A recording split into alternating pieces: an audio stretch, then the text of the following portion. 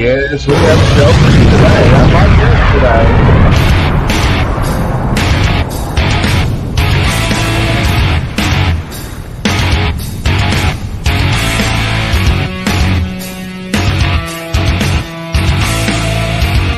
With his shadow mindset, the uber talented Russ Leach with us today. And I killed it. What the hell?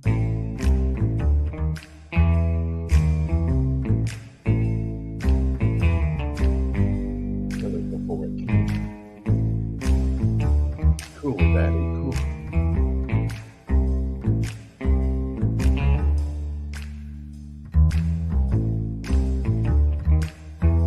I'm alive!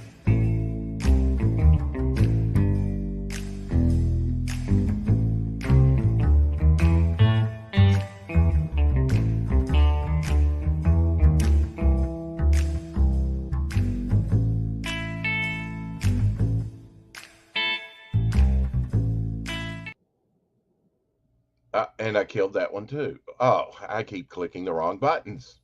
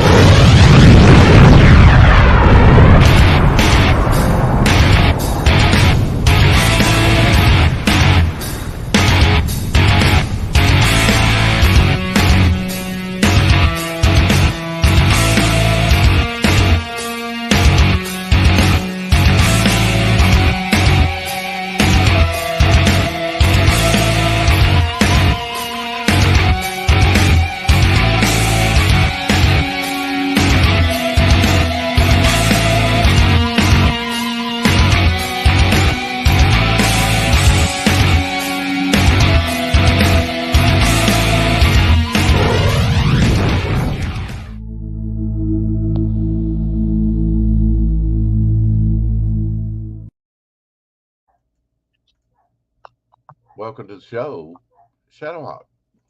Hail, hail, everybody. Hell and brimstone.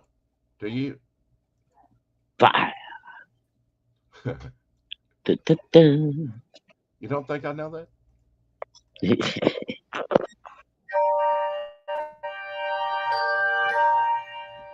That's my favorite channel.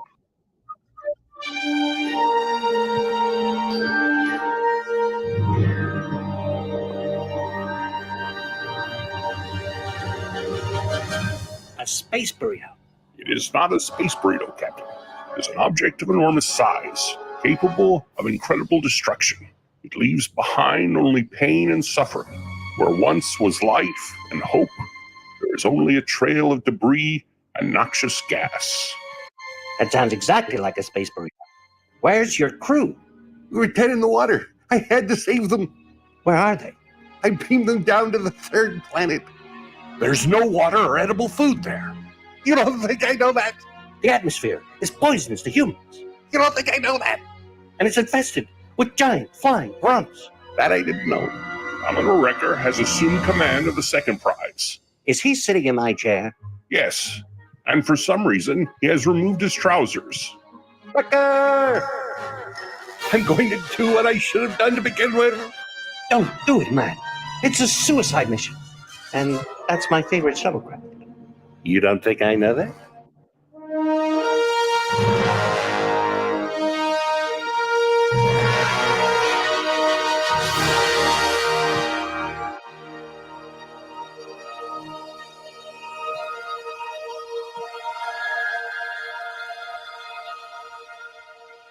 You don't think I know that?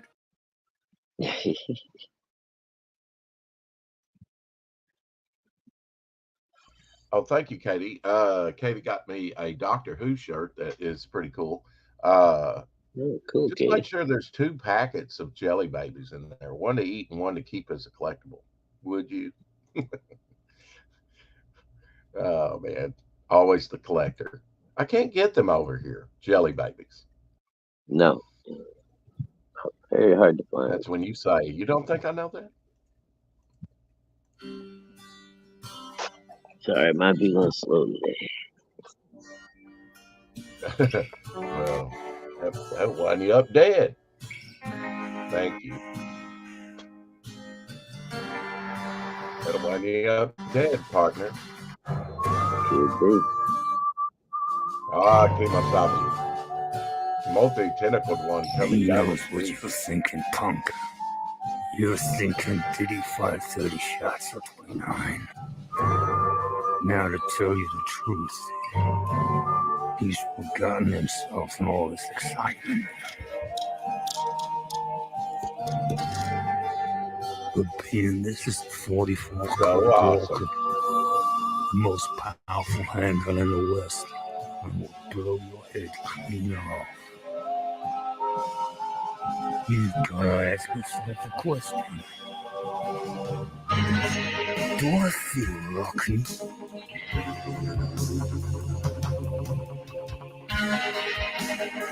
Well, do you, punk?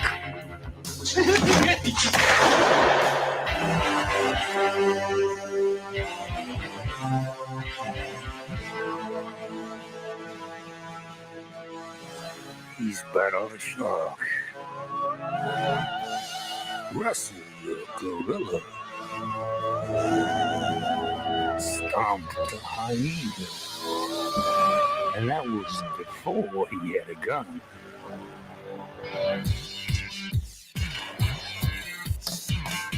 Most dangerous cephalopod in the West is back.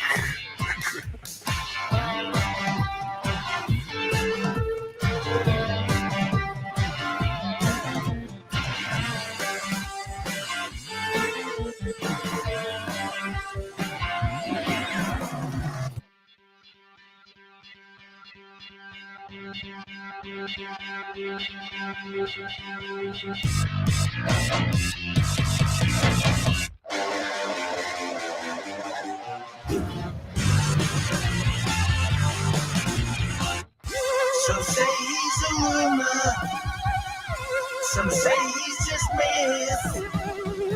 Some think it impossible, and I think such as him could exist. So switch back to class, keep turning the page. You're watching it under the slate, breaks out of his cage. Don't get it mad, don't get it wrong. He's bigger and better than 20 King Kongs. Don't double cross him, don't do him no wrong. He's an 8-legged gunsling, cephalopod.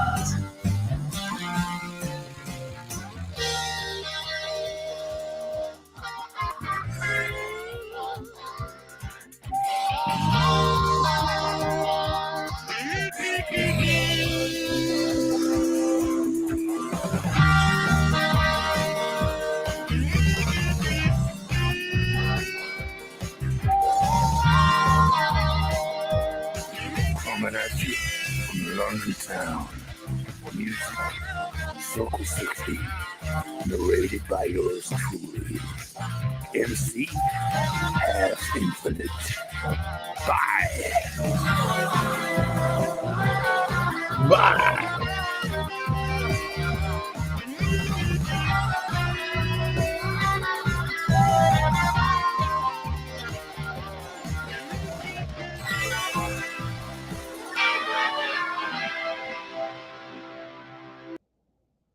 You don't think I knew that?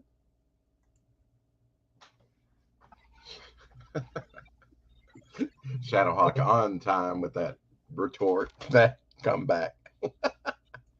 Oh, let's see. Timothy Olsen in the house saying, "What up? Finally a show with better content." Well, I don't know about that, but hey, Tim.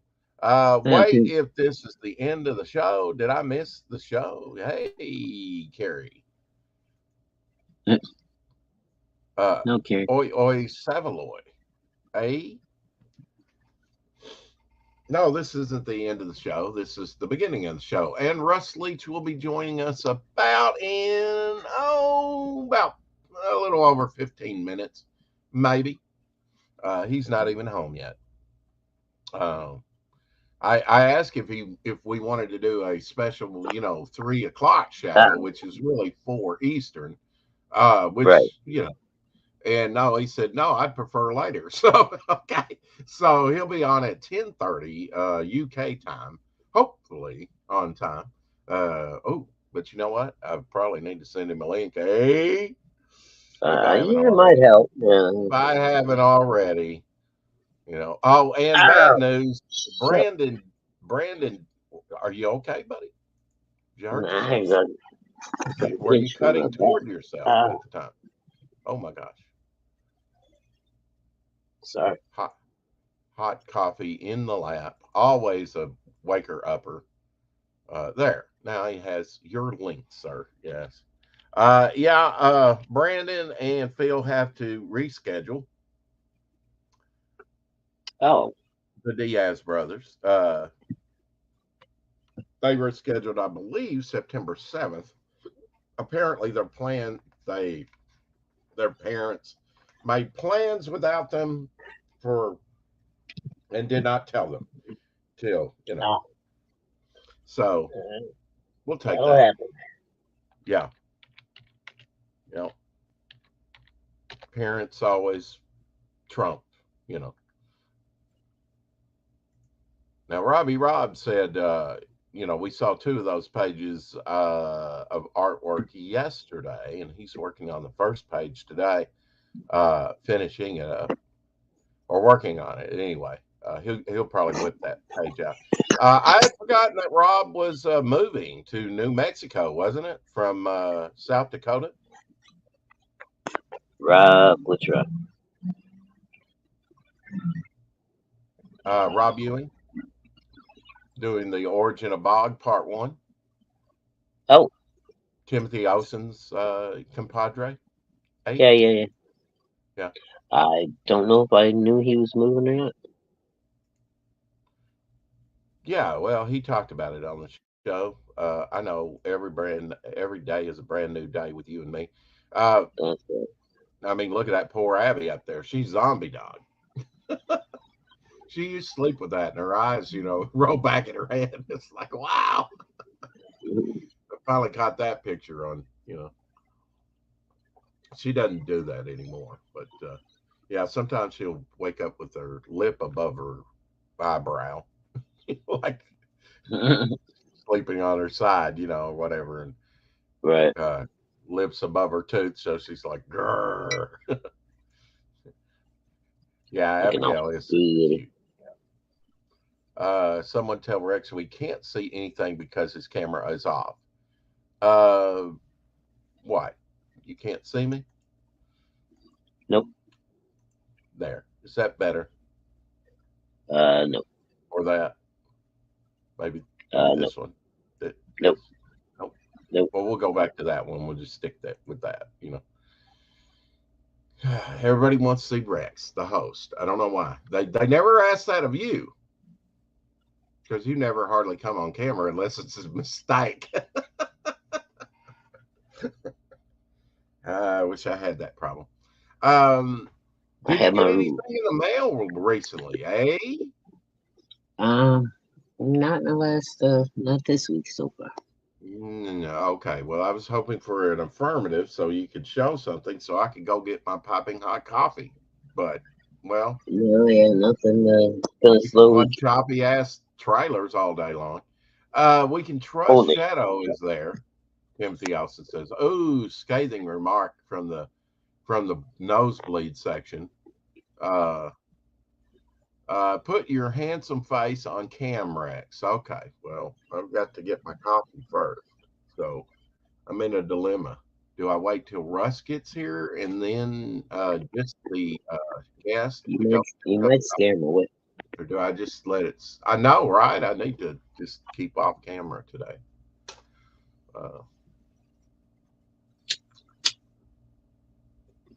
Did call the insurance guy yesterday to get how do we know you're not a Rex clone? Rectal exam. Rex AI. A rectal Rex exam. That'll work. And speaking of Ethan Van Sciver, here's Russ Leach. Yeah, that makes sense. I cracked myself up. Now, who has more gray in their beard? Would it be Russ or would it be Rex? Hey? Ooh, I don't know. Shadows running close there, buddy. There's not a lot in it, is there? Not left of gray. All right, I'm going to leave Russ. I'm going to leave you and Shadow to talk just for a second while I pop right in there and get my coffee and come right back. You do that. No, Okay, we've heard that. gotta have. What are you drinking, my friend? You just got home. Me, I'm just drinking some water. Okay, all right. Well, I know you do imbibe every now and then. While you Every now and draw- then, yeah, I'll drop Yeah. into some whiskey. Yeah. whiskey. Okay. Now, have you ever had what we call moonshine? Not the real thing. No, I'm sure I've drunk okay. something similar. Yeah. I have drunk things that feel like I should be stripping walls with it. Yeah, exactly.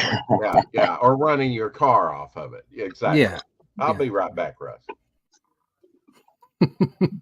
How you doing, Shadow? Why don't you? Good. How about you, Russ? Why don't Yeah, you good. tell us about your new project, eh? What, me?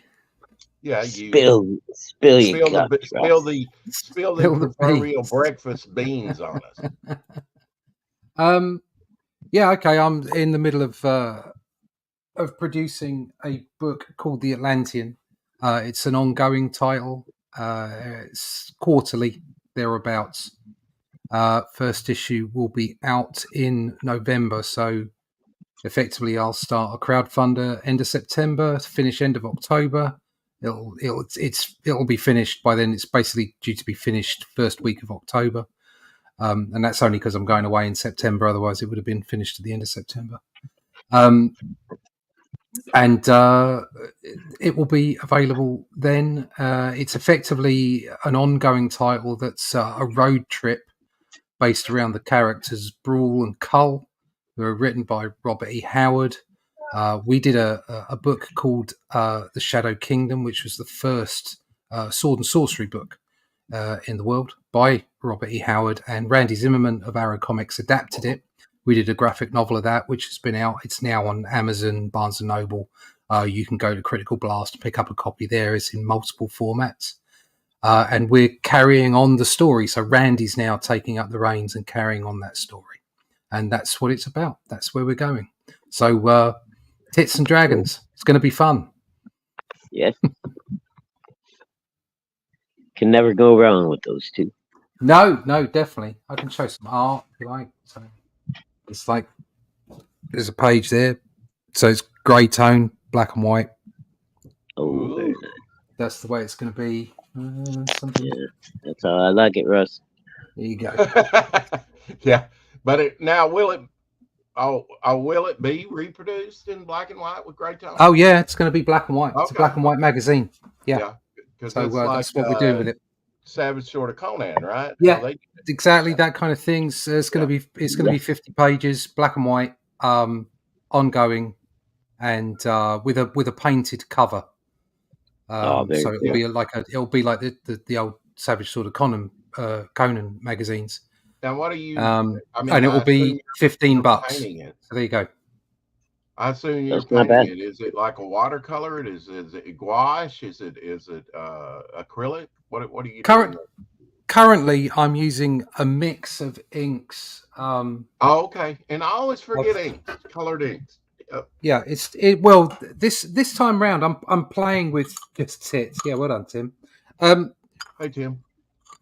I'm playing with different inks. I've got I'm using a mix, a 50-50 blend of fountain pen ink and an Indian ink for the inking, so that the pen, the brush that I use doesn't clog up. I'm also using that in the fountain pens that I use for the detail, and then I'm using a mix of just grey wash for the other stuff. So yeah. That's where it's going. Is that just like diluted ink that you're getting the gray wash? Yeah, it's just diluted ink. Yeah, I mean.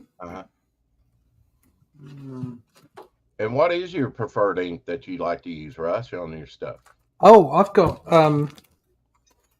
it's a combination. I'm using diamine. Is it diamine? I can never say it properly. Fountain pens. And Paycock should be in here looking at your Detroit shirt. And I've got Winsor and Newton ink. Yeah, Winsor Newton. You gotta have. So I do a 50-50 blend of the two. And it gives me a nice flow. So there you go. There's a fight scene. Yeah.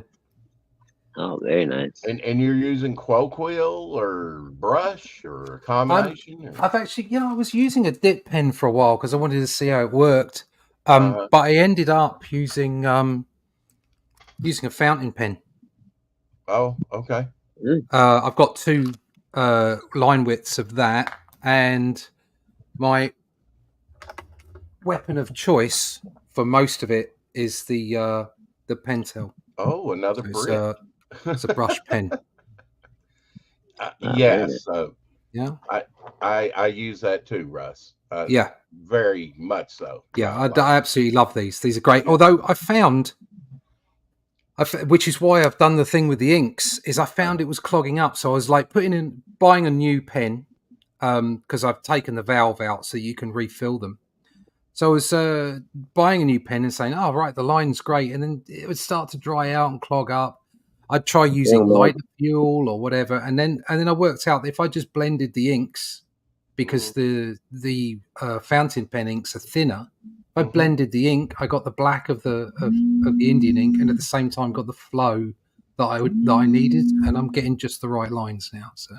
Oh, that's good. Yeah. Now, when you use the ones that have the ink in the barrel here, and Shadow said, because I was talking about that they were like $9.99 here, or I've been getting them recently for $7.99, but they only last so long. I refill them. You refill them. Refill them. Yeah. Okay. What you do is you take out the valve. Yeah. Okay, and you take off the slip. And then you refill the cartridge, put it back together, and it works fine. Get a nice flow out of it. I haven't done that, but I don't throw my old ones away. No, they would be great for dry brushing too. Yeah, I have a whole set of gear here. Just my drugs. I've got like syringes and stuff. Oh, turkey baster. Yeah, and all kinds of things, and scalpels and shit, and you just pull the pen apart and refill it, and it's good. I've got a whole process going on there. Well, your tools of the trade are essential now. You've been working on Ben 10 recently, right? No, it's just archived work. That I do is you got to stay present, haven't you? So, and I can't show everything that I'm doing because you don't want to ruin it for the people that are going to buy the book. Right. So I tend to go back and I show archive stuff. So I've been showing off my Batman work and my Ben 10 work at the moment. Cool. Yeah, that's a good way to keep your presence out there and show off what you can do. And I don't know, and then they'll take a look at it and go, "Wow, Russ is getting worse."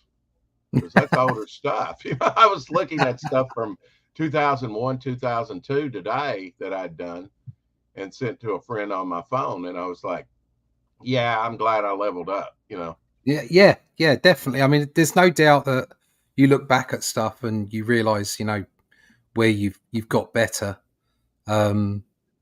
Just the last. So I did the Shadow Kingdom. That was a full 70 pages. And I was pleased with what I did, but I looked back and went, well, there's issues here and there. Also, I was starting to look at the different inks that I could use, and I found myself getting a finer line now. So it's slightly changed what I'm drawing, slightly changed the way that I'm drawing. But that's all that is just experience. It's just a constant, evolution of your skill sets and your style. Yeah. Yeah, I love Ben 10. I just like the concept of it. I guess Dilates for Hero from DC Comics, at least maybe the concept of it? Nah. Okay. Well, okay, back in the 60s, a Robbie Raymond or something like that, it's kind of like Bruce Banner, BB, Reed Richards, RR. You know, it's another RR. It was a kid that found alliteration. Got a hero dial, and he would dial hero, and it would change him into a new character all the different times. One time he became Plastic Man, and that's the first appearance of Plastic Man in the Silver Age, and that ran in House of Mystery for a while. I think right after Martian Manhunter had his run. Right. They started with Dial H for Hero for about, I don't know, 10 or 12 issues a year or more there. And he would become different heroes every time. And then in the 80s, they brought it back, like 1981, Carmen Infantino doing in Adventure Comics. And it was fan-made characters. Right. And there was characters, and I actually submitted a character, although before the run ended, in Adventure Comics, and some of them have wonderful pages. I mean, wonderful covers, rather.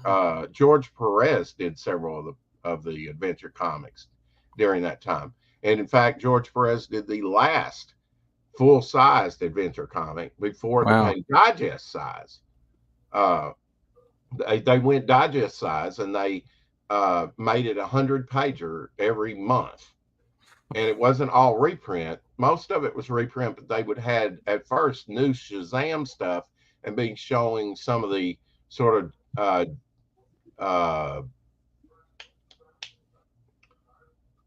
what was his name? That started doing Adventure Comics when he was like 12, 13 years old. Became the Shooter. Editor. Yes, Jim Shooter. Yeah. So it was showing the old Shooter, sort of Kurt Swan and other artists. Neil Adams, whatever stuff.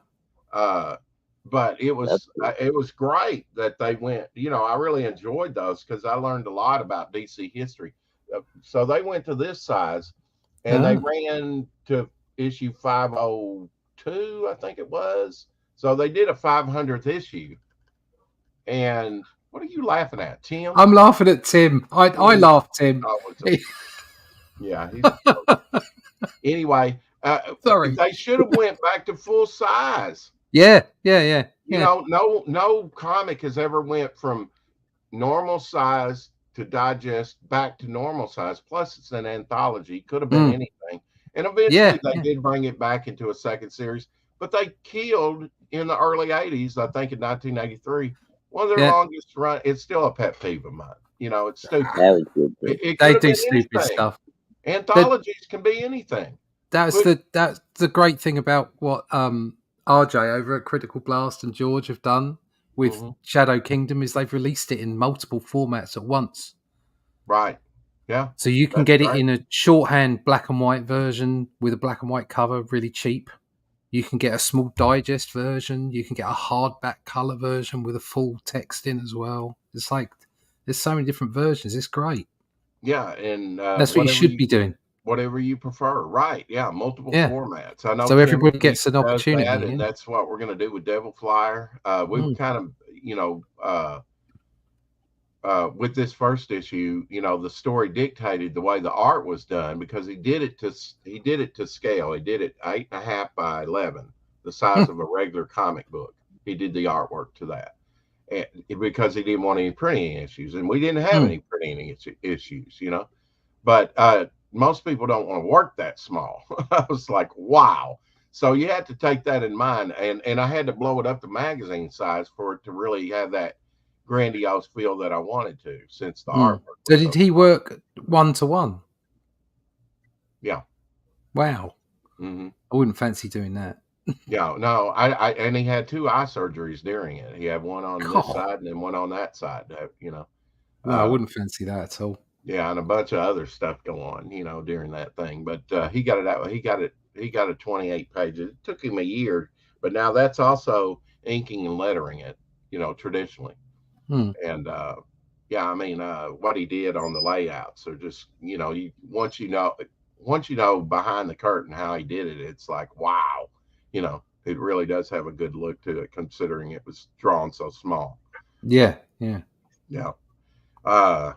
I mean, there's all types of guerrilla ways you can make comics, right? I mean, All kinds. I used to fold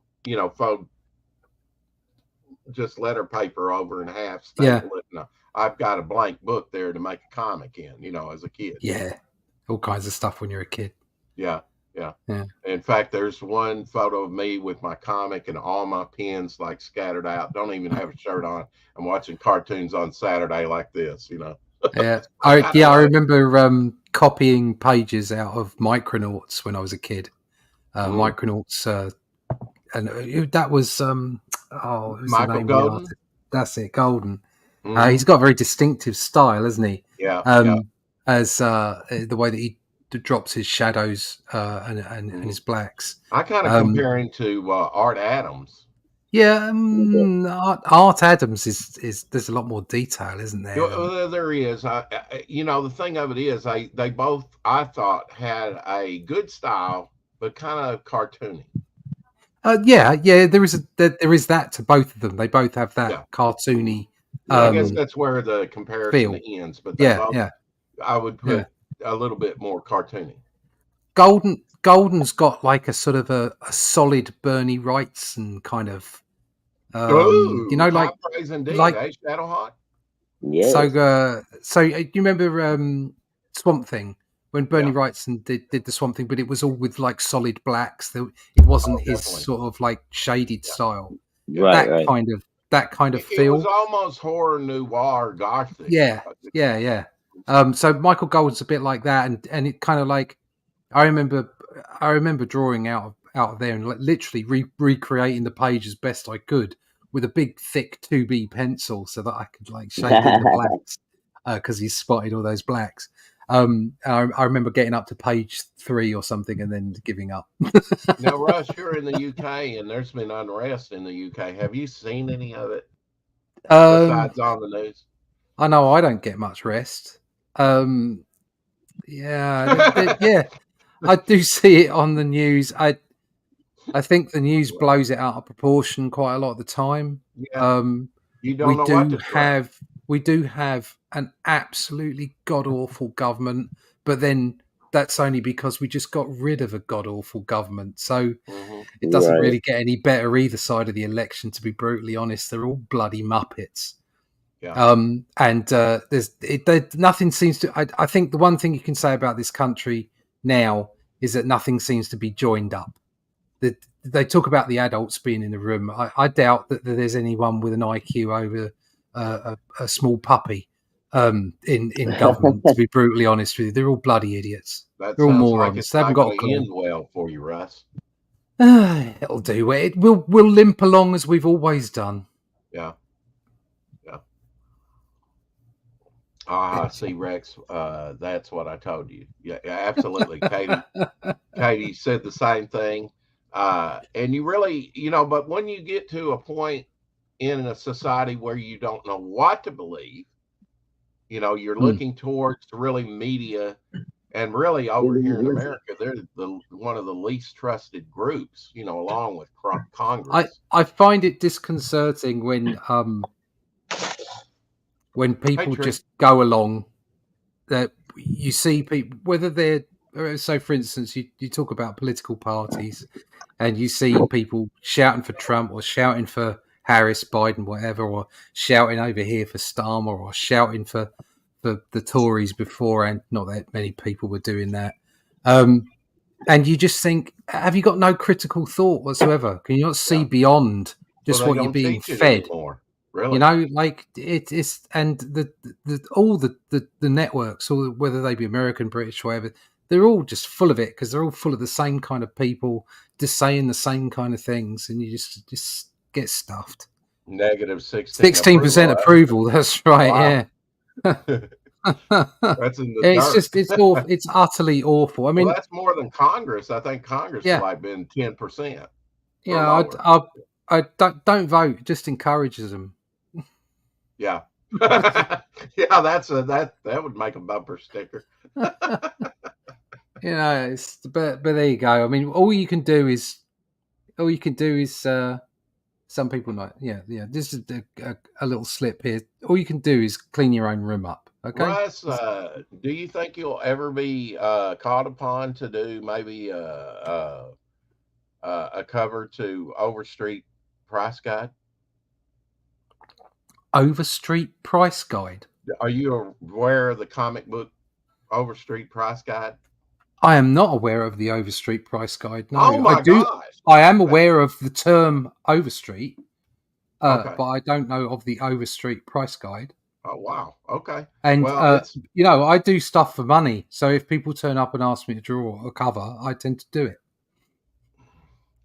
impatient, Timothy Olsen. My question ignored, he says. Okay, so What question? how do you feel? All right, wait a minute. Before we get to your question, I'm not going to get him sidelined. I wanted to show you the Overstreet's been the standard for comic book price guides, and here's a reproduction of the very first one. Oh. You could get like a Fantastic Four near mint if you could find it for like $300, 1970. Wow. So covered everything from 1933 to present, Mm. and was much thinner than they are today. I just wondered if you knew about the price guide, and apparently you don't. But no, Timothy got off a question. How do you feel about the Metro Police Chief threatening to extradite Americans because of post? We're live, aren't we? And we're public. Yes. Yeah. Okay, he's a knob. All right, just like the rest of them. No. You don't go around extraditing people because of what they said on bloody Twitter. It's called freedom of speech. All right, They do something. Get a police officer down there. If they do something wrong, if they incite violence, if they incite racial hatred, whatever it might be, do something about it. Other than that, leave people alone. Okay, people are allowed to have their own opinions, even if they're crappy ones. So the idea that you would extradite someone from the States, do me a favor. We have a special relationship with the States. Yeah, we have a special relationship with the United States. They tell us what to do, and we bloody well do it. It's the idea of us extraditing someone from the States, utterly ridiculous. Well, I mean, there you go. That's an opinion. People that actually spew hate, they don't arrest, but then they weaponize it and say that's hate speech and lock you up. Yeah, I know. It's all gone.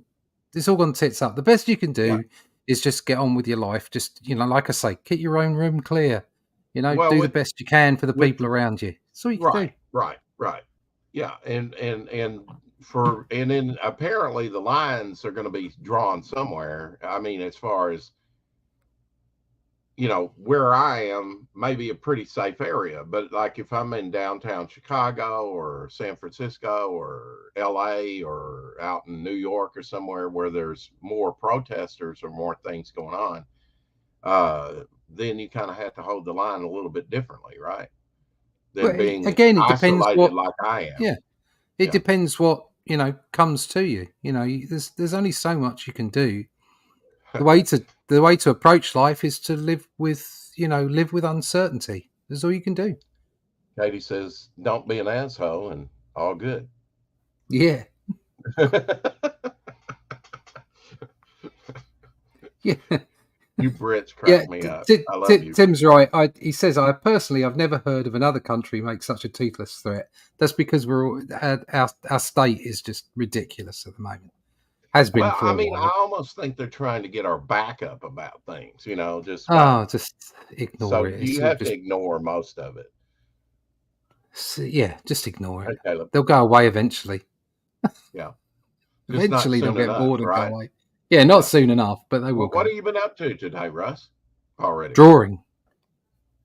Really? Okay. Yes, that's what I've been up to today. Drawing. Yeah. And then I went training this evening. That's why I was late. Sorry. Okay. Yeah. Well, you got to keep in shape, right? Do you do it like 3 times a week, or? I go. I teach on a Monday, and then I train Monday, Tuesday, Wednesday. But I couldn't train Monday this week because it's a bank holiday, so I trained tonight. Yeah, you got a bank holiday on this Monday, and we've got Labor Day, a holiday on next Monday. Yeah. It's just bonkers. Yeah, I can't mail out, Katie. I'll mail your thing out Tuesday instead of Monday because we have a holiday here. and some other stuff for some people. So, yeah, those holidays get in the way more than often. As for Princess Andrew in a prisoner exchange, you can't pull it off, Caleb. We're too. Who wants him? Yeah, who wants him? Yeah, you'll owe them a few hostages, right? or exchangees. Just keep them. So it really hasn't affected you where you're at. And you're kind of like Katie, believe that you can't believe all that you hear about the media, that you think it's just sort of I don't churning watch. things. I don't watch the news anymore. Yeah, and you're a happier person, aren't you? Yeah. Yeah. I haven't had inward streaming TV for maybe 15 years. I'm not against it. It's just I don't want to pay the cable bill or whatever bill, you know. No, whatever bill. No. And then if I want to watch Blake 7, I can go to YouTube. If I want to watch Red Dwarf, I can probably watch that on YouTube. There's a lot you can watch on YouTube. Or there's a lot you can get on the internet. Yeah. Yes. Yeah. Or I like to get hard copies, you know, disc. Yeah, I've got quite a big DVD collection. Yeah. Because I like. I've got all of the Doctor Who's in American versions, pretty much, and that's saying a lot. That's thousands of dollars there. And then I've got over in this section, I've got the British, because I have the and Australian. I have a multi-regional player. I'll probably never buy an American DVD player again when you can get a multi-regional player and play. Well, that's right. Yeah, why would you bother? In the world, you know.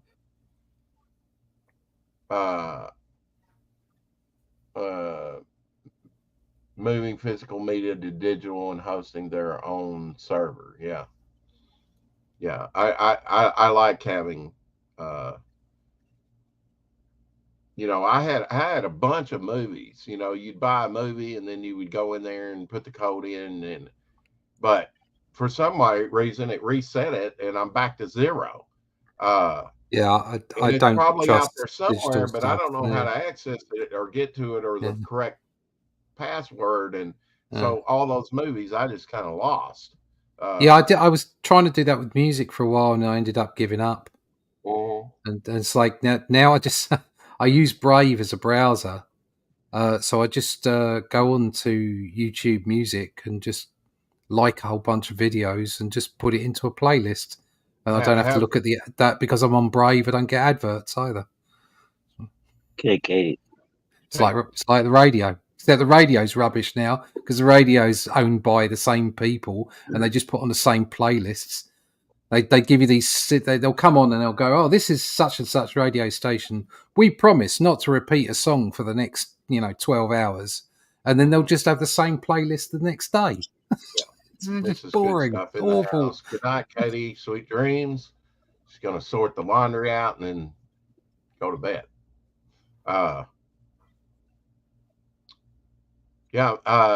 love it. Mr. Good Stuff and Mrs. Good Stuff are going to crowdfund a cookbook, Russ. Nice. Yeah. Good Stuff cookbook. Yeah. Like a spiral bound cookbook, and they've got our own website and got, their own stickers and stuff made up. So I think that's cool, that people are doing something beyond just comics, in the crowdfunding thing. Yeah, well, I mean, crowdfunding was set up for all kinds of projects. Oh, absolutely. Yeah. But it's pretty neat with people in the community doing different things like that, Yeah. I mean, I think we should be pushing the boundaries, and the format of the comic. That's why I kind of like Bill Sienkiewicz. I didn't like everything that he did in like the 80s with his art style when he was going wild with it. But I said, this is the direction comics need to gravitate, more artistic, less traditional.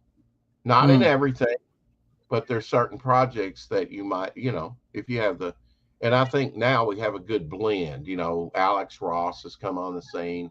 He's kind of like the painterly, realistic artist. And I kind of think he kind of is the next Neil Adams that comes around, is the way I kind of view his stuff. Right. Next level, You know. Yeah. Yeah. I mean, it's like the trouble is the trouble I have is that I'd see anything I see out there that's similar to Alex Ross, I instantly feel is inferior, and that's probably very unfair to the artists that are producing that work. Yeah. But it's almost like Alex Ross has got this look, and if you stray anywhere near that look, it's not as good as what Alex Ross can do. Right.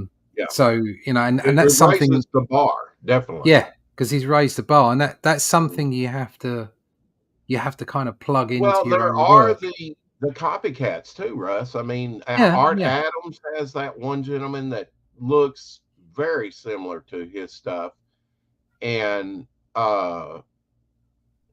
even George Perez has Germinez or whatever his name, very close. I know you've probably seen his stuff, very close to George Perez. Well, if you look at that the Conan book at the moment, you've got Rob DeTore on there, who looks very like John Buscema. Yeah. And I mean, it's easy for me to say this. He's getting the work. But 10 years ago, if you'd have said, I can make you draw like that, I'd have chopped my left arm off for it. But now I don't feel that way at all. I feel I don't want to be confused with other artists. I want to be me. I want people to look at it and go, that might be inspired by John Buscema. That might be inspired by, I don't know, Sinner or Frazetta or whatever, Steranko, whoever. Lots of people who have inspired me, but they look at it and go, oh, that's Russ Leach. That artwork is Russ Leach. And that's what you want people to say, Jack Kirby's birthday yesterday. Heavenly birthday yesterday, Russ. Were you aware of that? Who? Sorry? Jack Kirby. Jack Kirby was yesterday? Mm-hmm. Is it really? Yep. Mm-hmm. All right. So I kind of wanted to talk some Jack Kirby with you. You can talk some Jack Kirby? Yeah. Yeah, I'm not good with birthdays. Sorry, Jack. Well, I try and get those birthdays. When's yours, by the way? I'll get it later. I stick it on the calendar, and then that way it kind of. I don't put my birthday up anywhere. Oh, okay. Well, Joe Kubert, it's not my birth. There's some birthday on Facebook, and it isn't mine. Well, no, you don't have to put it up, but I like to acknowledge it here on the show. Right. Well, Joe Kubert's birthday is the 18th of next month. Oh, right. Yeah. When's Stan Lee's birthday? Isn't that? When? I think it's later in the year, like maybe December. Isn't that December? Yeah, I was thinking it was. Yeah. I think my birthday's very close to Stan Lee's. Okay. On the 2nd of September is Walt Simonson's birthday. Oh. Yeah. Last month was Steve Ditko's. I think no, it wasn't his birthday. It was he had passed away. I put the death dates on there too. I'm kind of weird like that, if I've got to schedule these things. Let's see if I've got Stan Lee's here. John Severin's birthday's in December. Yeah, Russ Leach. Yeah. I already got yours. Yours is on the. Oh. Shall I tell people? Don't tell anyone. No. Okay, I won't tell anyone. Anyway, that's the anniversary of the content on this channel, the very same day. No, you've just told everyone. We'll reach 3 years. Yeah. Well, no, I mean, some people don't know. Yeah, maybe you can make it on. Well, maybe not. Maybe not on your birthday. You'll be hitting the whiskey. I don't know. Yeah. Mm-hmm. Who knows if we'll be here in December? I'm sure you will be. Yeah. You're a December guy, and I'm a November guy. My birthday's on the same day that Wally Wood blew his head off, and Steve Ditko's birthday. Right. Okay. Lovely. Yeah, November 2nd. Yeah, Ditko and I, and my dog shares my birthday. Isn't that wild? Your dog, nice. Yeah, my dog. We had the same birthday. Although I'm older. Obviously. Little caveat there. A little addendum. I got something to show you. Go on. And I've been showing these. Obviously, you know who Thor is. Yes. in 1966, Marvel produced these, the smallest books. They had a little wax seal on the side there. It's tiny. Tiny. And they were sold in gumball machines. Good Lord. Is that like a panel a page? Yes, that's an actual one. Now, recently, they've come out with a set. Wow. And I think it came out in 2020, maybe. So it's about a 4-year-old set. Good Lord. Very cool. Got trivia on there. There's an example of the different characters that they use. Even Millie the model there. But they actually put them into like a book that you could read. Yeah, like that in little containers and gumball machine. Yeah. This one was, and it has one book on the history of those. And then it has these that were in that tiny little format blown up where you can read them. Came out in 1966 out of Chicago. Little vending books, and would have text and simple drawings since it was so small. Wrong? Right. Isn't that cool, though, that they've made this into a set a few years ago where you can enjoy it full size? Most people don't remember those. I had not.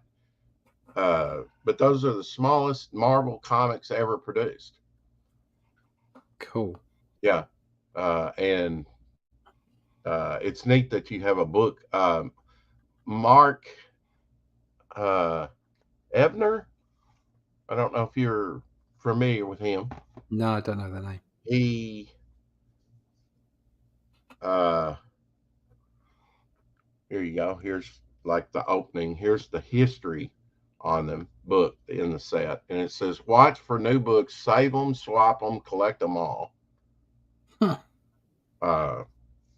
But they had a little wax seal that you would, to keep them closed, and they did others too. They did other little books. The Marvel ones weren't the only ones that they did as a little novelty. Silly Willies. Yeah. Yeah. So pretty cool. And then they've got all the strips for the different things laid out where you can appreciate the whole story for all the different characters.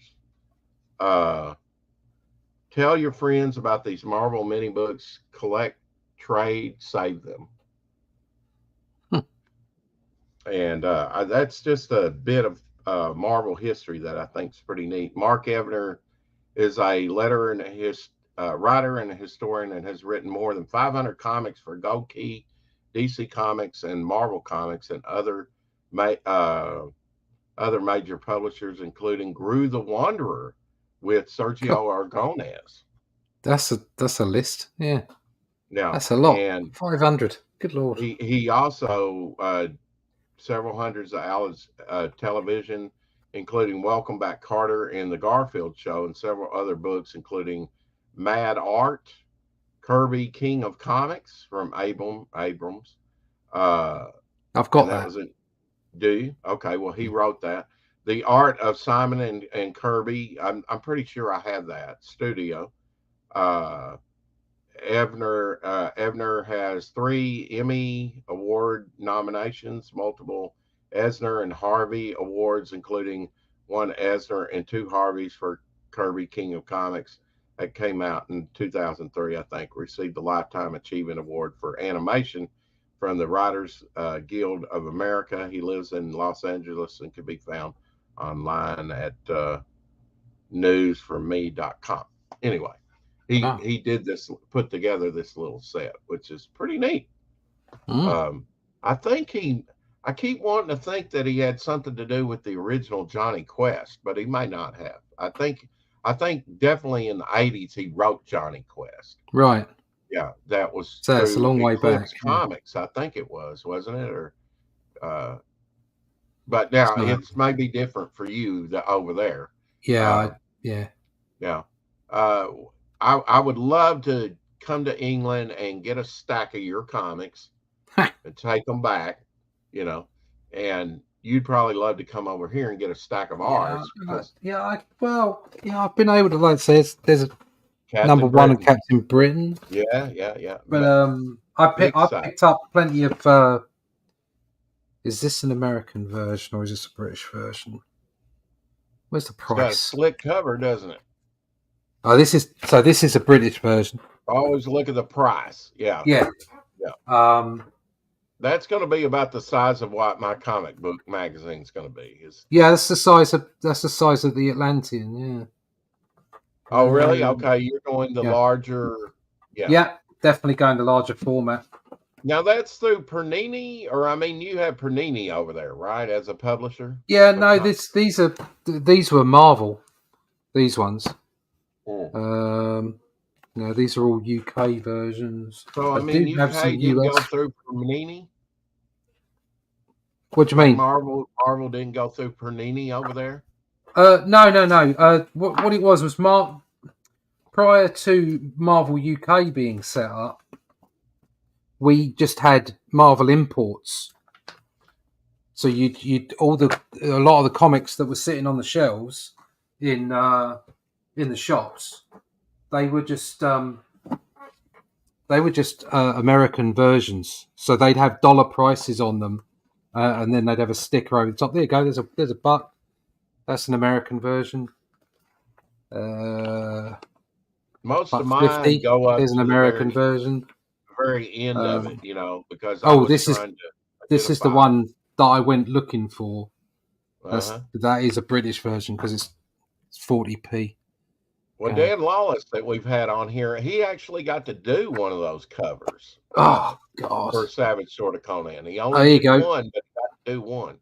Number 4. So this has actually got a sticker on it. For 20p. Yeah. Okay, but it's got an American price in the top corner, so it's an American version that's been imported. Who do you reckon did that cover? Oh, I've forgotten the name. Boris. Oh, Boris! Wow, Boris. Yeah, that's a good one. Yeah, it's absolutely lovely cover, and I remember it. Famous Monsters. Did you ever get Famous Monster magazine? No. Were you not a monster kid? We just that wasn't a magazine we could get hold of, or that I could get hold of. Tree so I wasn't aware of it when I was a kid. Yeah. So yeah, you got a lot of imports, and then Marvel UK was set up, and they did like Captain Britain. They also did the Sideways, the landscape comics, here in the the Titans. 80s, we had Marvel UK come over here with some of your characters. They tried porting it back. Yeah, and it was less successful. Yeah, it would be.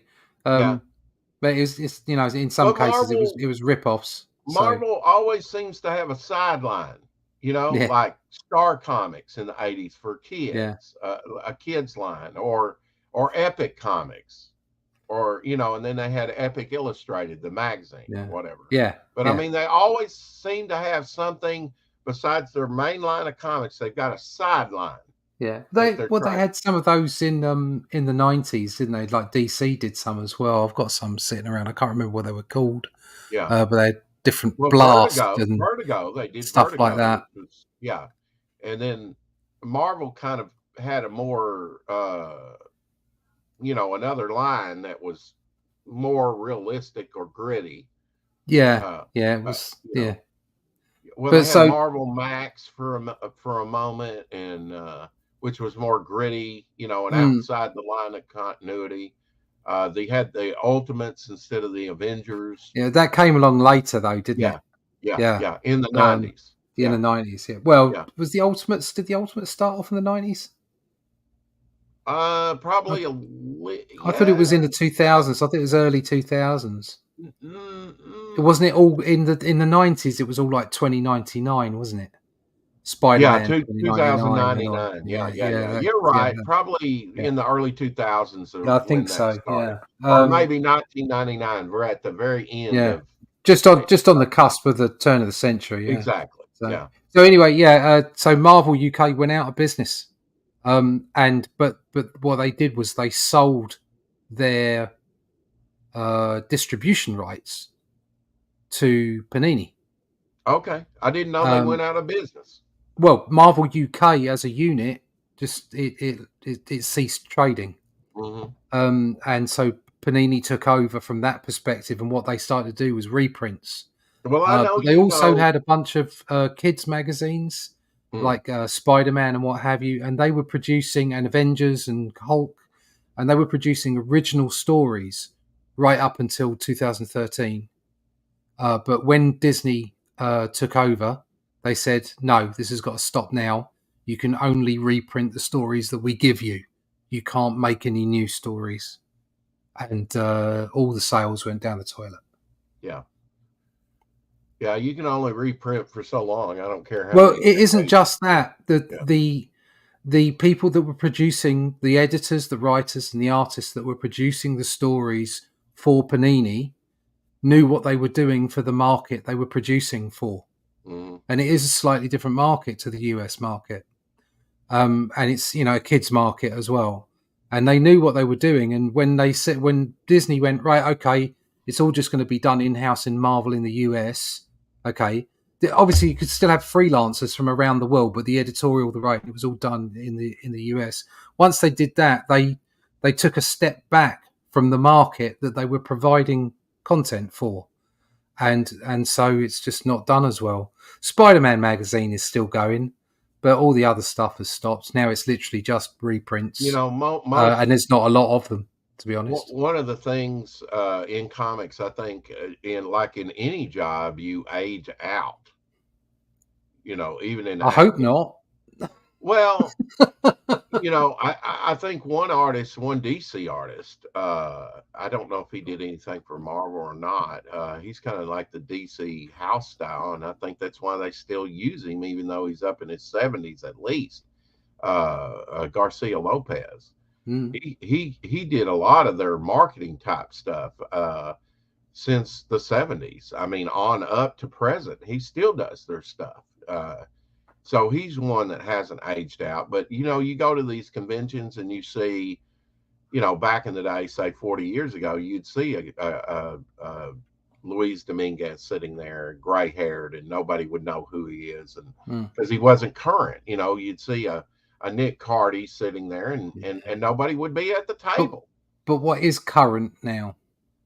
Yeah. I mean, you don't have let me go to the bathroom and I'll bring back an example.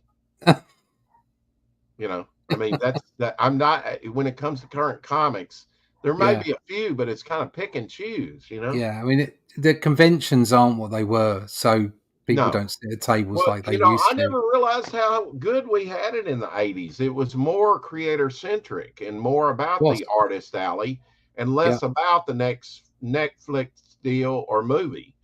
Well, now it's just about it's just about actors and actresses and the dressing up as characters and that kind of stuff. It's not really comic conventions anymore. Yeah. Or cosplay. Cosplay has become cosplay. Really that's the word. Yeah, cosplay. Yeah, it's like, but so you just got to do your thing, haven't you? That's I have to say that's where crowdfunding, in my view, crowdfunding has saved comics. And I'm not talking about saved American comics. I'm talking about it saved outside of Europe. Obviously, Japan is another thing. Outside of Europe, it's saved comics. Okay, because if there weren't crowdfunding comics, there would not be an indie market. Because you look back in the 80s, the reason there was an indie market, okay, is because Marvel and DC were doing really, really well. And, and a high tide floats all boats, okay? And so there was room for independence, real independence. I'm not talking IDW and Image here. I'm talking about real indie creators, underground creators, getting out there and making a living. That's how... or Dark Horse. That's how Teenage Mutant Ninja Turtles got going. They started printing multiples and thousands, and they ended up making money out of it. So there was that opportunity, and that opportunity is nowhere except in crowdfunding now, because you can't even go to conventions and sell comics because nobody's going to conventions to buy them. So where else are you going to sell them? The comic book shops don't want your independent comics. It's very rare that you find comic book shops that are willing to take independent comics. And if you think about it, you're at the behest of the dealer. If you're like, "Ooh, I'm going to get me some Golden Age comics," well, if they don't bring them, you No. don't get them. No, And exactly. then are they going to be So, the right condition, the right yeah. price? So crowdfunding. The internet has always been a double-edged sword. It's like it's a great shop window, but there's so many people on it that you get drowned by the volume. You get drowned by all the voices, and it's difficult to stand out. But you just got to keep slogging. Yeah, but you can't you can't be like a turtle and put your head in a shell and be a nobody because nobody will. No. I mean, you do have to get out there and promote a little bit, especially in the crowdfunding thing. Well, yeah, I mean, that's every time I'm on a every time I do a crowdfunding campaign, I'm on American time for a month, and that's I think it's a nature of mistake. it. Some people are like, "Well, let me come on when I have something to promote," and it's like, "Well, why don't you come on now and talk comics? That'll just talk comics. More out there, Yeah. I mean, I'm on twice a week. Rex, because you're part of the invited people. You're always welcome on the show.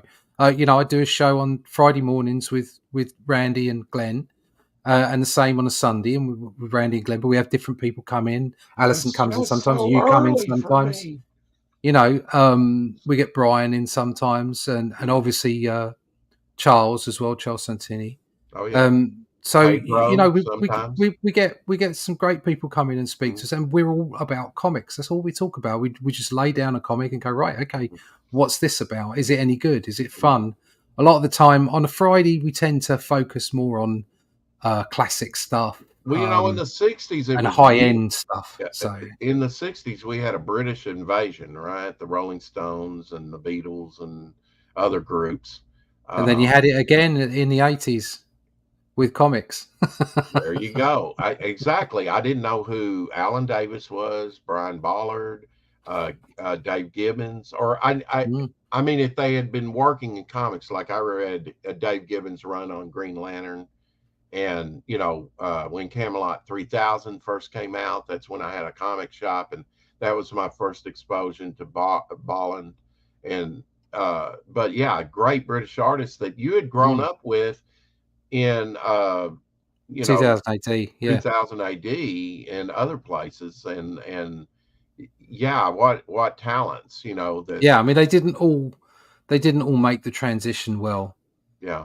But Bolland did, but the type of artwork he produced was beautiful in the extreme. He just needs but to also do covers, and he needed a lot of covers. more time. Yeah, he needed time to do his work.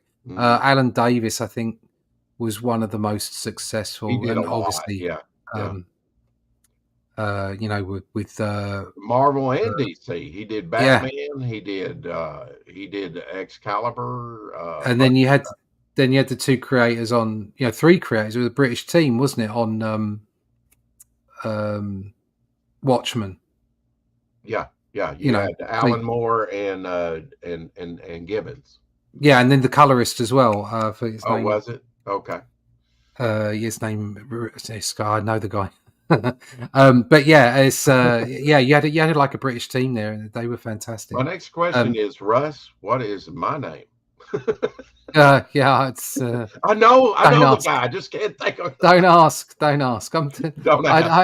I have too much stuff in my head. I don't have enough time for name guy, but I don't have enough time for names or dates. Okay, that's not. I don't draw. Either. That's why I write the birthdays and stuff down in a calendar. I draw comic books, and then I go to karate, and then I come back and I draw more comic books. That's I do this eye contest. They do celebrities, and they get real close to the eyes, and can you tell that it's Charles Bronson, or like today's was Robert Conrad from the Wild Wild West.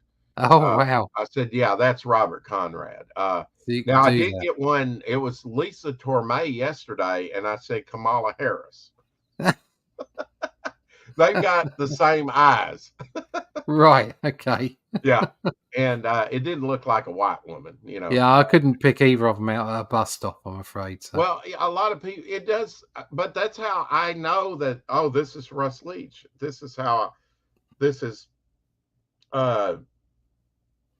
Gil Kane or that. I mean, I look at the faces. That's why Spider-Man is so hard because his face is covered up.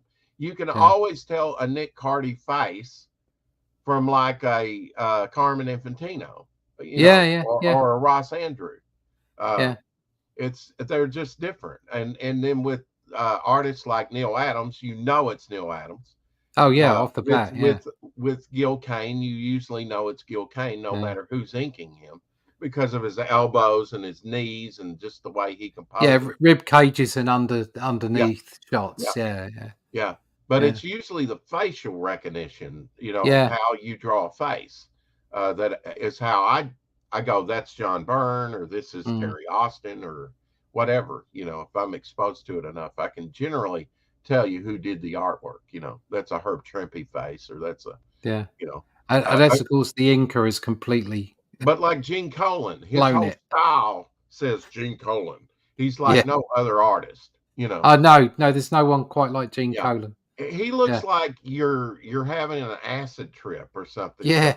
Sometimes. Everything looks really cinematic. Yeah. It all looks really dreamy all the time. Real dreamy. Everything looks really dreamy. Yeah. Yeah. He's perfect. I think his perfect fit. I actually really enjoyed his Captain America and Daredevil stuff. But I think his perfect fit was Dracula. Yeah, Tomb of Dracula. It was just everything about it was just like fantastic. You said, it was so dreamy. It had a dreamy quality to it. Yeah. And I think it sold fairly well. I mean, it was one of the longest running titles. It ran 70-something issues. It did run. Marvel. It was good. It did well in the UK. It was. I could always get hold of it in the UK when I was a kid. Well, the thing about UK comics is you have strange combinations: the Avengers and Conan. Yeah, I know. Yeah, which they recently did that in Savage Sword of Conan, where Conan becomes an Avenger. Oh, well, that's just stupid. Which they did that back in the 80s in the What If. Yeah, but it's okay maybe doing it in What If. Yeah. But they also do. There's a story in one of the Conan magazines. It's Buscema and Ernie Chan, and it's the Watcher talking about Conan, and he gets trapped by this wizard and thrown down this well, and he gets sent into the future, and he spends a couple of days in the future, and then he comes back. So that's kind of like that's okay. Do you know what I mean? That's I don't mind that. But suggesting that he would be part of the Avengers is just stupid. Yeah. It's just utterly stupid. Sorry. Not on board with that whatsoever. And if you were to describe Conan's personality, how would you describe Conan? How do you view Conan as a character? Because you've done Conan. No, I haven't. Book was about No, that was Cole. Oh, Cole. Not Conan. I keep confusing. Okay. Yeah, okay, you haven't done Conan. Conan is a rogue, but he's a rogue with a sense of right and wrong, although it's his own right and wrong. Yeah. And he'll take what he needs to get a job done. He's smart by instinct, isn't he? He's smart by instinct. Necessarily book learning and life experience is his thing. Yeah. And he'll bumble through. I think if you put it at its very base, Conan is more random than Cull is. Okay, they're similar characters, but Cull is more thoughtful. Yeah, Conan will just wander in and say, "Where's the girls and where's the money?" Civilized, isn't he? Sorry, a little bit more learned and civilized. Cull, yeah, he is, but he's a little bit more extreme. So he's got this more thoughtful aspect to him. Is more maybe you could. I would like civilized. To see your rendition of Solomon Kane, but he's also a bit more of a nut job when he goes for it. So I mean, Solomon Kane would be fine. The trouble with Solomon Kane is it's not in public domain, so I can't have a crack at it. Oh, well, now even Superman of it. I hear in 4 years, Doc Savage will be in public domain. I hear Batman will be in public domain at some point. Maybe that's why they put that ridiculous logo on him. Yeah. If there's one character that you could work on that you can't work on, what would it be? one that I could work on that I can't currently work on. Right. Right. Okay. You can think about it. You can take a Yeah. minute. Yeah. Yeah. I'd say probably would be Conan. I would love to have a crack at a Conan comic. Okay. But I mean, I would also like to see Captain your Britain. Gru the Wanderer. The what? The Gru the Wanderer. Gru the Wanderer. I don't know much about that. Sergio Agones. Right. Okay. I'm aware of the names, but I don't really know much about the book. Yeah. Well, if I had a bunch of them, I'd send them to you. But that was in my first collection, and I didn't really collect a lot of that. He's the one artist I met that is the quickest artist I've ever seen. Yeah. He was talking to somebody, and I said, "Could I have your autograph?" I hated to interrupt him, but when you're younger, you kind of get away with that. In 2 seconds, he had it back. As soon as I let it go, he gave it back to me. And not only did he sign it, he had a Gru the Wanderer head drawn. I mean, he's quick, and that's why he was talking to somebody. Amazing. Yeah. I mean, he knew his business, you know. Yeah. I guess Yeah. he Well, had to draw Mad Magazine and stuff, you know. These guys were, the kind of people we look at on a Friday morning and on the show. They're genius material. I think crowdfunding. You mentioned a double-edged sword. I think crowdfunding, in a way, is a double-edged sword. Especially since it's coming under criticism in the last year or so for late projects, because yes, it affords you to do the best work of your career. You're not under a monthly schedule, but it can either hurt or hinder a creator depending on their sort of approach to it, right? Yeah. I mean, really, you've got to look at. What you should really look at crowdfunding is this is a project. It's something that I want to do, and you guys are going to help me by giving me some money, and hopefully you'll get something at the end of it. But because we've all used it in a way to finance a business, if effectively you're saying I have a product, I need to know that people are going to buy that product in order for me to donate my time to it. Then it becomes a business transaction rather than just a labor of love or a project that you want to get going and you need some support for it. So it's changed, certainly in comics. The landscape of crowdfunding has adjusted over the past 5 years, and it's got to a point where I'm at that point now where I don't go for a campaign until I'm 95% finished on a book. I want at the end of my campaign to say, right, it's going to print now. Not, I'll be another 6 months finishing the book. Yeah. But that's, those are the choices you have to make. And I think that's going to be the difference between the people that stick around and those that don't. Because you're always going to get some people jumping in and saying, oh, maybe I can make some money out of this. And I think especially with the fervor, but I think that's also what drew a lot of people in, and hopefully some of them will stick, and come out with their projects and actually do follow-up projects, not just one and done. But I mean, it really gives us a distribution point, right? Of course, there's other ways to go too, but I've done stuff similar on eBay, sold to customers directly for, almost 2 decades now. So it is a good way to operate. And then through this, get your face out there. Icon or whatever, and get known and I think get that core group.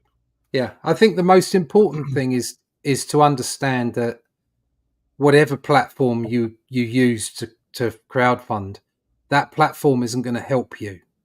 Mm-hmm. You've got to bring your own audience to it.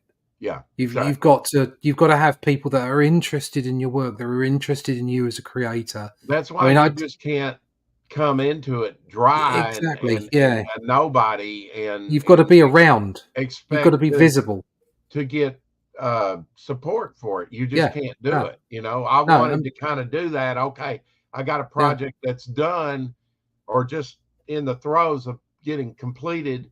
And it's like, I don't think this is going to work, unless I add to and do something different and grow my audience. And sure enough, that's borne out true. You got to be out there a couple of years at least to get sort of. Well, yeah, you've got to be out there, sort of speaking to people, being visible, showing that you're accessible, that you're not a lunatic, that you're not an idiot, spouting crap all the time. I mean, the amount of people on the YouTube at the moment that are just constantly bitching at each other is just so tiring. Just make comics. Shut up. Well, I get what Steve Ditko said. He said, "Let my work speak for itself," But then he was a recluse for a long time. Unfortunately, we live in a different world. You can't do that anymore. I'd prefer just to sit in my dungeon and draw and never be. Sure. I mean, and it's like I created my own characters and put 2 books together. Only Death Can Save Us, book 1 and book 2, and they did fairly well. I was quite pleased with their output. I've got a 3rd book already scripted, ready to go, but I'm doing the Atlantean stuff at the moment. And I definitely grew a I definitely grew an audience with that, and I've now increased my my mailing list to like 800 people. Wow. So that and but it's slow growth, and you've got to keep doing it. And I think the most important thing is consistency. So I've got those books out, then I've got the Shadow Kingdom book out. And I've had to do other books in between for other people because obviously you have to earn money and do whatever you do. I'm sorry, Russ, to take away from your workload, but now I've got myself to a position where I'm committed. So I'm going to be doing it. It won't be quarterly in our first year. I'm probably going to get 3 books out in the first year, but I'm looking for 5 books in 18 months. Okay, and the idea is consistency, keeping it there, keeping it going, having a story that people can come back to. It's not 24 pages or 32; it's 48 solid, 46 pages of strip. Okay, so they don't mind, if they've got to wait that 3 months until the next one. It's a self-contained story, but at the same time, it's got a longer arc, so it gives people what they want. It gives them that hit of, oh, this is a story, and it's what starts and ends, but at the same time I've got something to go back to. Give them quality art, quality story. Randy produces great work, and also that they're doing that color cover. So I've got that's now laid down. That's my roadmap, and I've decided to invest my time into that over the next 18 months. And that's the only way to be. You've got to be consistent. You've got to show your audience and your potential audience that you're not going away. You're not just a flash in the pan. And also, you're not going to produce a book, say, give me the money, and not give it to them for 2 years. Right. That's out of order.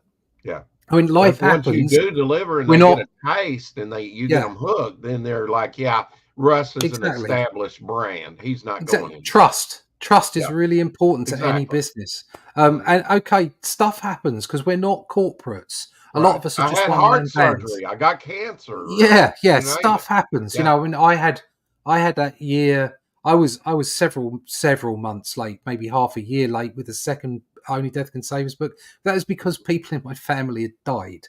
Okay, there'd been all kinds of crap happen to me, and I didn't bleat on about it and go, "Oh, I'm sorry." I just kept people up to date that things were being they'd gone on slightly more than I expected them to, and I kept making sure that people knew what was going on, and then they got the book.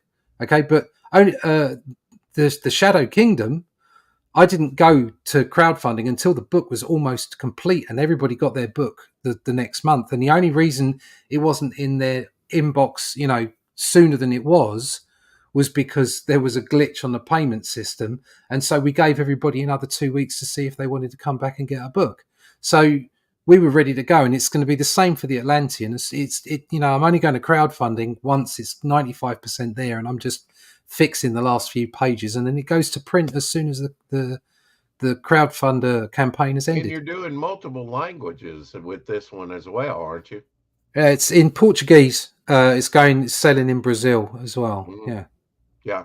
I've got some production artwork that's in Portuguese and stuff. They've got a big, strong market down there and have for decades. They do. They do have a strong market down there. They do like a bit of Robert E. Howard as well, which is in fact, I mean, Robert E. Howard has got a mastery of the English language. It's very flowery. His prose. They do. No, there you go. Look at They do almanacs. This is from 1960. that. Now That's so cool.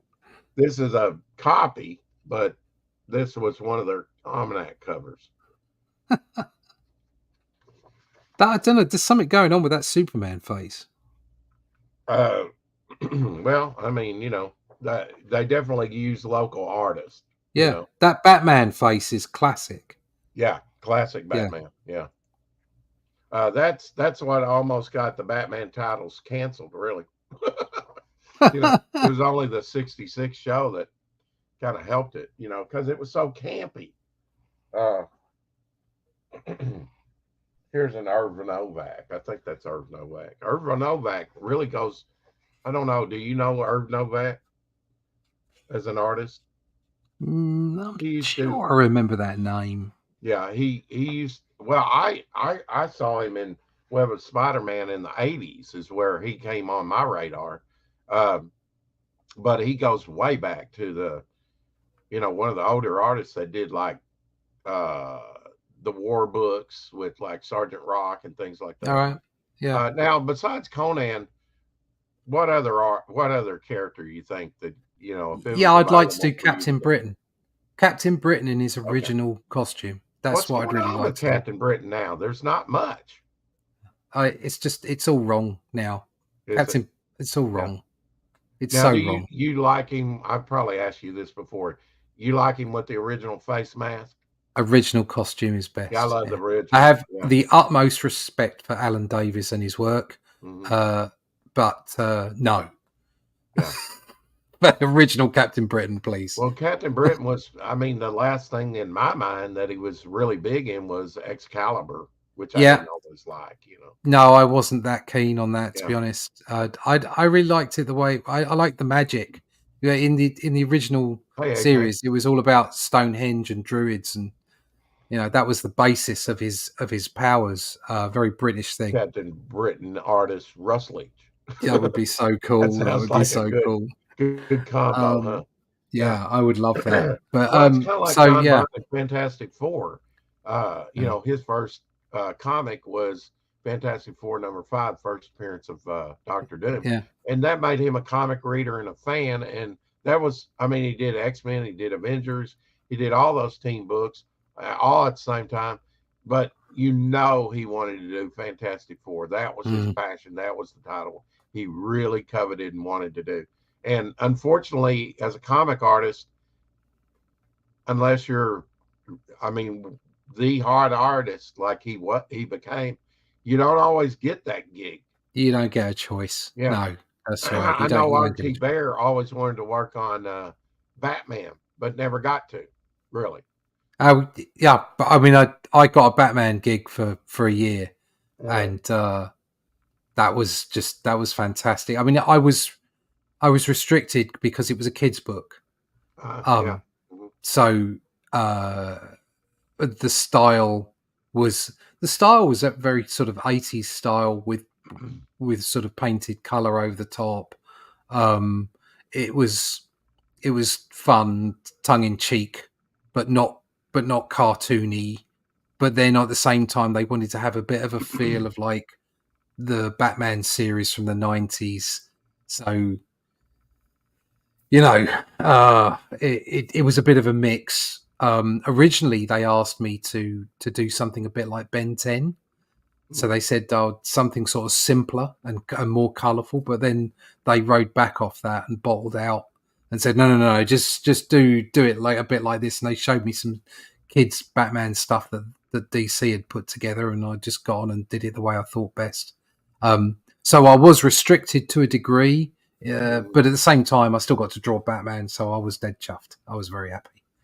Probably went at a faster pace because it was simplified style. Well, no, the I can show you if you like. Sure. I like the concept that it's like Dial H for Hero, where he's got the Omnitrix instead of the Dial 8, the H dial. Well, that's the Ben 10 stuff. And and he can become anything, So here you go. This is if I Katie's still in present the this. house. What happened to going to bed after sorting the laundry? So this is, here we go. This is the cartoony style we put together. Did you So find these this are like the quicker to work in? Yeah, this is more like, this is more of a Ben 10 kind of feel. Yeah. Uh-huh. So there's not as much detail. Yeah. It was quite a beefy, compact Batman there. Yeah, well, they wanted that kind of square shoulders, sort of. They were talking about the 90s cartoon. So there was this combination of the two. And I guess these were like model sheets you did for them. Yeah, they were just and then like a page of black and white page. Yeah. So did you do these digitally?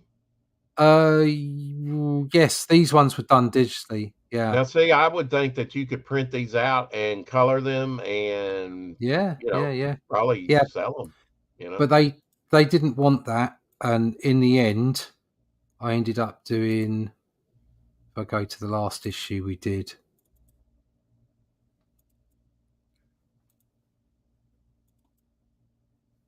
Here's a question for you. Should we be trying to get that child market, much like comics did in the 70s and 60s? Yes, without doubt. Yeah, but I mean, in all fairness, Dogman and that kind of stuff, that they are hitting the kids' markets. The kids are enjoying that stuff.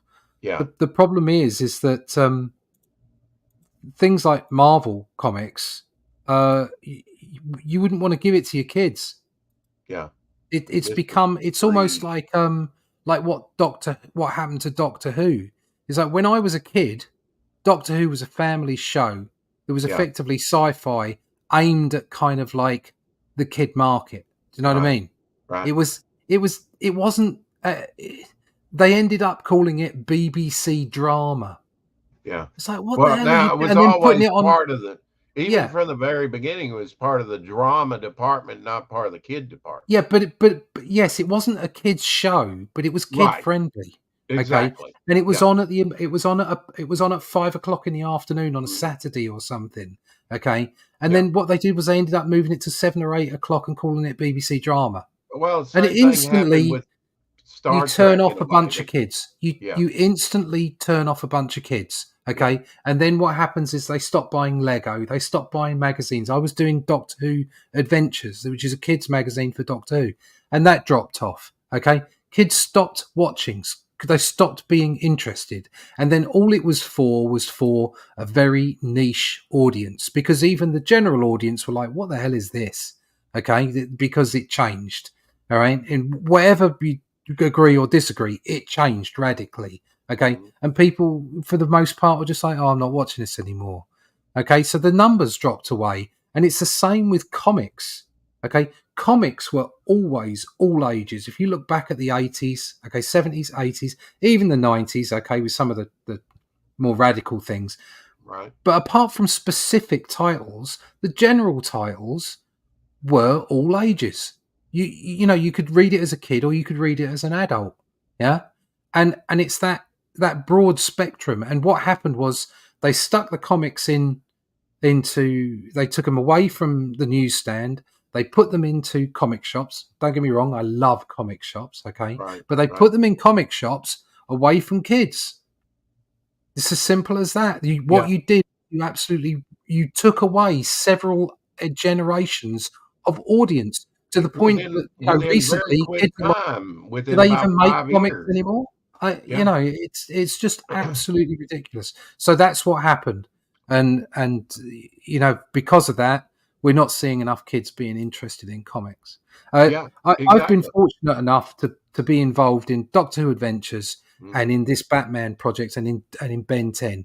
And the writers that I've been involved with and the editor, Jason Quinn over at Panini, know what they're doing as far as kids' stories. They don't talk down to them. Okay? It's not child stuff. It's like it's inviting kids to go and look in a dictionary Sorry? It's child friendly. It's child friendly. It's inviting kids to go and find out, to enjoy the stories. Okay, it's not talking down to them. And that's kind of where I suppose what happened with this art as well is it's like it's not full on, DC Comics monthly Batman art, but at the same time, it's not the Ben 10 stuff I was showing you either. It's like somewhere in between. It's quite colourful. It's quite sort of animated series esque, all right, and that's the direction we moved in. So there's the cover for issue 6. Well, I mean, since you've got a lot more competition nowadays. You got and have for decades now. You've got the gamers that are out there, which is much more. I mean, huger audience than I think a lot of these things have contributed, and like you said, the direct market to but if you demise or the shunting over into the corner. If you fill your stories with stuff that are not kid friendly, then even parents who go out or older brothers and sisters or whatever go out, they're not going to buy it. Yeah. They're not going to buy it for kids. And I'm sorry, but a lot of the stuff that I see in Marvel Comics these days is not appropriate for kids. Yeah. I just wouldn't give it to my, if I had children young enough. At first, when the direct market, I said, this is cool because, the market is growing up with me. I'm getting more sophisticated stories. And at that age, I was wanting that, but I did not realize that it was really sidelining comics in fairly quickly within a 5-year period. The distribution, the newsstand distribution that had been around for decades disappeared in less than a decade. Yeah, and then kids didn't know where to get their comics from anymore. And you can't trip into it like I did. I just happened to go into a pharmacy, and I think my mother might have even suggested it. Go over there and get yourself a comic book. I'm like, cool. Yeah, I didn't know what, I probably knew what a comic was, but I didn't read them. But see, don't get me wrong. It's like some of the stuff I was reading when I was a kid, like I was reading 2000 AD when I was 8 or 9 or whatever. And that stuff is subversive. Yeah. Okay. It really is politically subversive. Okay. Right. But it was, it was great stuff, and even as a kid, I understood a lot of what was going on in that subversion. Well, we had cartoons like Rocky and Bullwinkle. Yeah, it would opened kids' minds on one level, but it would have the gags for the kids. So when you watch it as an adult, and not as a kid, you get the other references. But some of the stuff that Marvel and DC have done in the last few years has been explicit. Do you know what I mean? Really explicit stuff, I really sexually. Okay, and then on top of that, it's been a lot of it has been psycho crap as well. Don't like you think it's depressive? Out of character? I mean, that character wouldn't do that. Batman wouldn't decapitate that guy. No, it's depressive stuff. It's dark and it's somber and it's just like there's no light in it. There's no levity to it, and it just becomes uninteresting goop. And that's there are. Don't get me wrong; it's not everything. There are a few. Is that on the artist, or who's to blame for that? I mean, it's not. No, it's not the artists. It's the editors. It's the editors and the writers. It's like a lot of this stuff wouldn't have passed. Through Jim Shooter, for instance. He'd have gone, well, I'm not putting that in the comic. I'm not doing that not because he thinks it's right or wrong. Because at the end of the day, he's concerned about the marketplace. He's concerned about who he's selling it to. Okay, it's very good. Yeah, it's not a marketplace of ideas and concepts. It's a place of entertainment, and you've got a market out there. You've got a bunch of people out there who want to buy your stuff because it's entertaining. And if you stop making it entertaining, you make it depressive and dark and boring and goopy. It's interesting you put it that way because from the very beginning, comics opened up new concepts and worlds and things I'd never thought about, and really made me a reader, because I had the visuals there, the exciting visuals to go along with it. Now, are you digitally? I mean, did you color this or did they color it? No, I coloured this. This is so the traditional inks Okay. and Clip Studio Do you color. print it out and then ink it? That's what I was doing. I was actually using blue line, so I was printing out onto board with my Okay. pencils in blue line. But I've Uh-huh. changed that now. So what I'm doing is I'm doing rougher pencils because I'm getting more and more confident with my inks. Mhm. And I'm using a light box again. So I'm printing out my pencils to A3 to a large size, putting it on the light box, and then putting my uh, paper over the top and inking over the top, freestyle.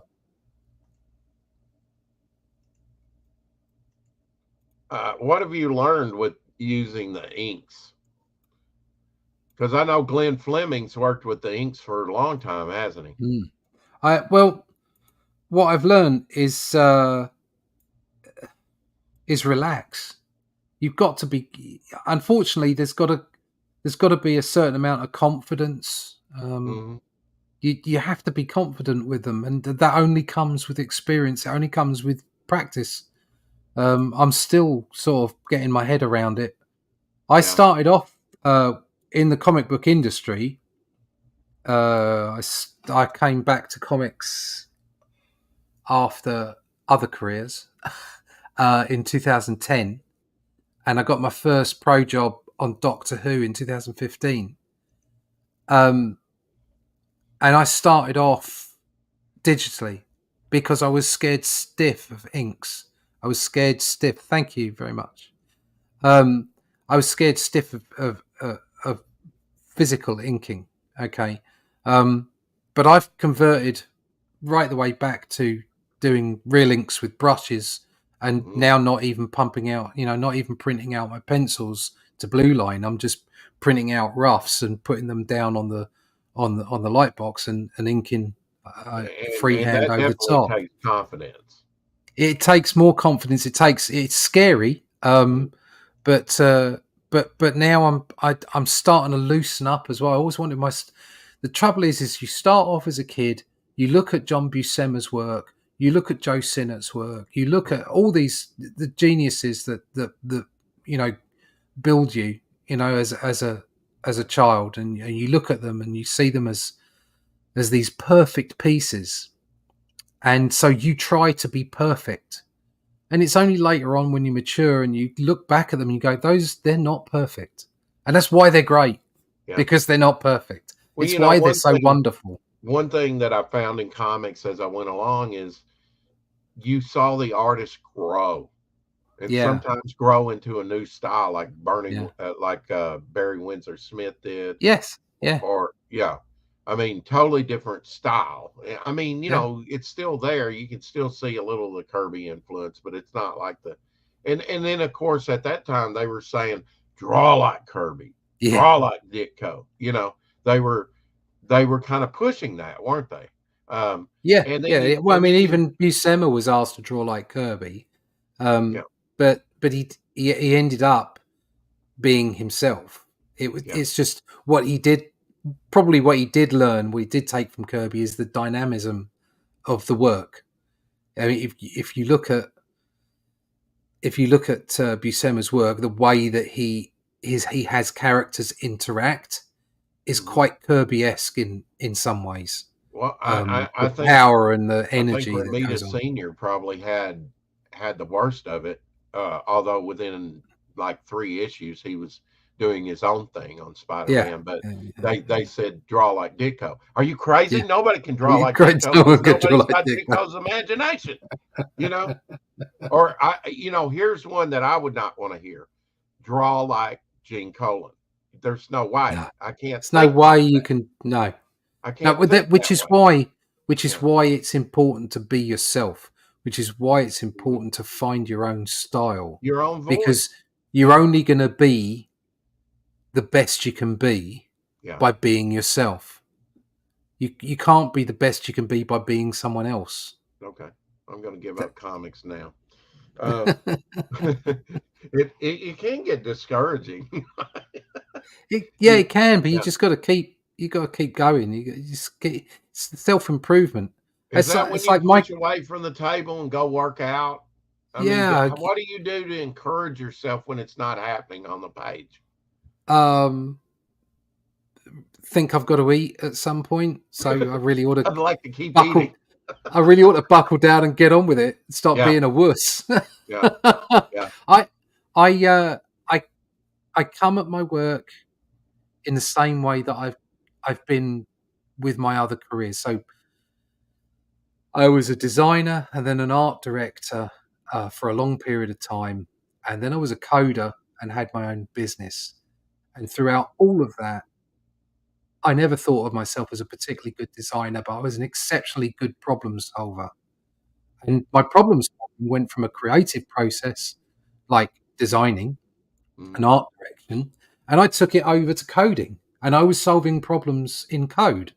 But it was all about getting up against the wall. Do you know what I mean? It was about going up against the coal face and working hard and getting stuff done and being up late at night and getting problems solved, getting things done. And I have to say that I've come at my art. I've come at comic book art in the same way. It's like I have an ability. It's not perfect. It needs skills. It needs an additional skill sets. I need to take on. I need to learn. I need to get better. I need to practice. But at the same time, I need to get on and do the bloody job. Mm-hmm. And that's that's why I can't understand flaky artists.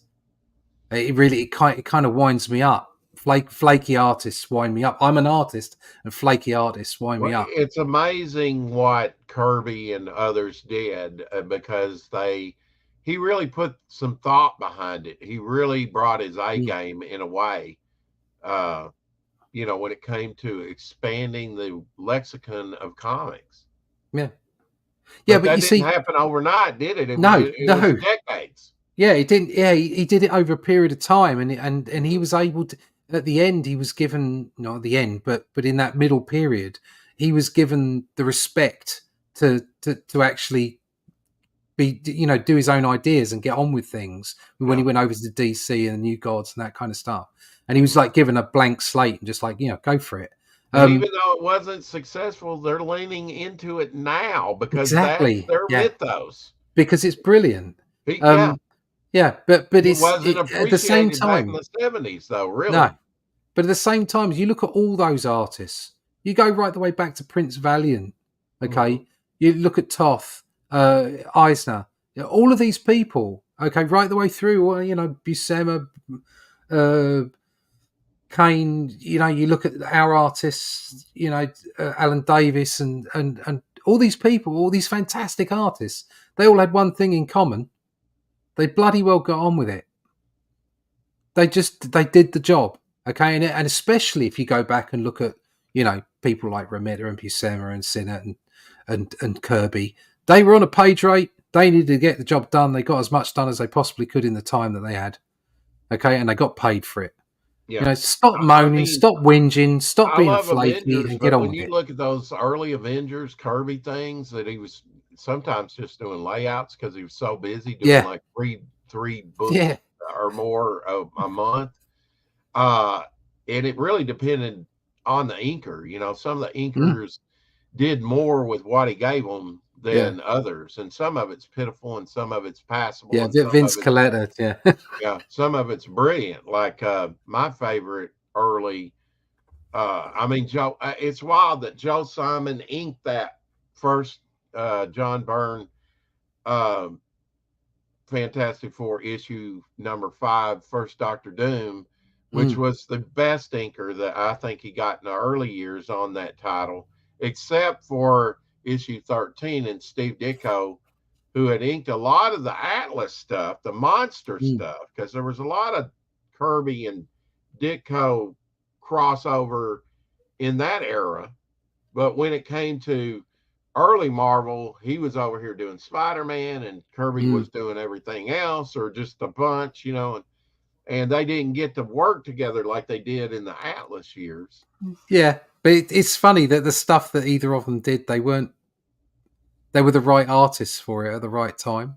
Well, I love that 13th issue, which is the first appearance where they go back to the moon, or they get to Mm. the moon with the red ghost and his super apes first appearance, and the first appearance of Watcher as well. Oh, is that when he first appeared then? Yeah, Right. issue 13 of Fantastic Four, and then the only other Ditko stuff on the early Fantastic Four was the cover, the Submariner cover that he did for Right. issue 14, the next issue. But I love some Ditko inks over Kirby. It softens Kirby's stuff a little bit, and you get that Ditko flavor, but you get that Kirby layout in action. Mm. I think it's the best of both worlds. I think they met. I think it's the, if I were a little bit more modern, it'd be like John Byrne and Terry Austin. Terry Austin definitely brought something to John Byrne, and not every inker could do that. No. It's no. The Incas are there's not as many embellishers around as there used to be. If you have Buscema inking himself, you're going to get different from Buscema and Ernie Chan. God, yes, of course you are. Yeah. But you can still see what I find. What I love about true brilliant embellishers like Joe Sinnott or Ernie Chan, okay, or Alcala, or Tom Palmer. Palmer, that was the next name I was getting to.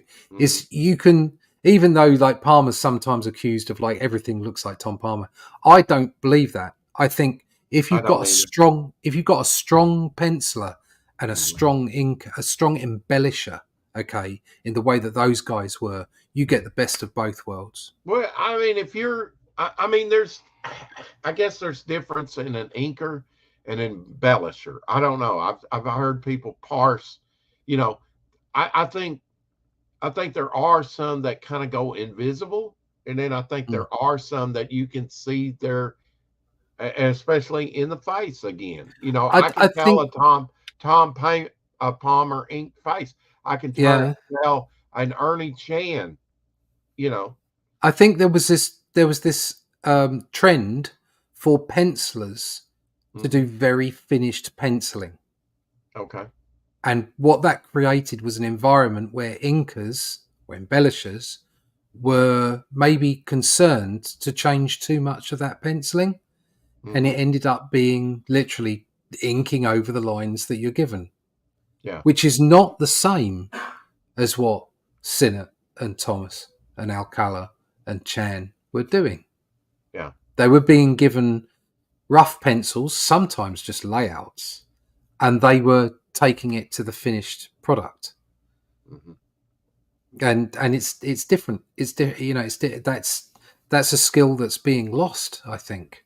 And I'm not going to say, oh, that's what inkers are now, because that's rubbish, because there's still plenty of great inkers.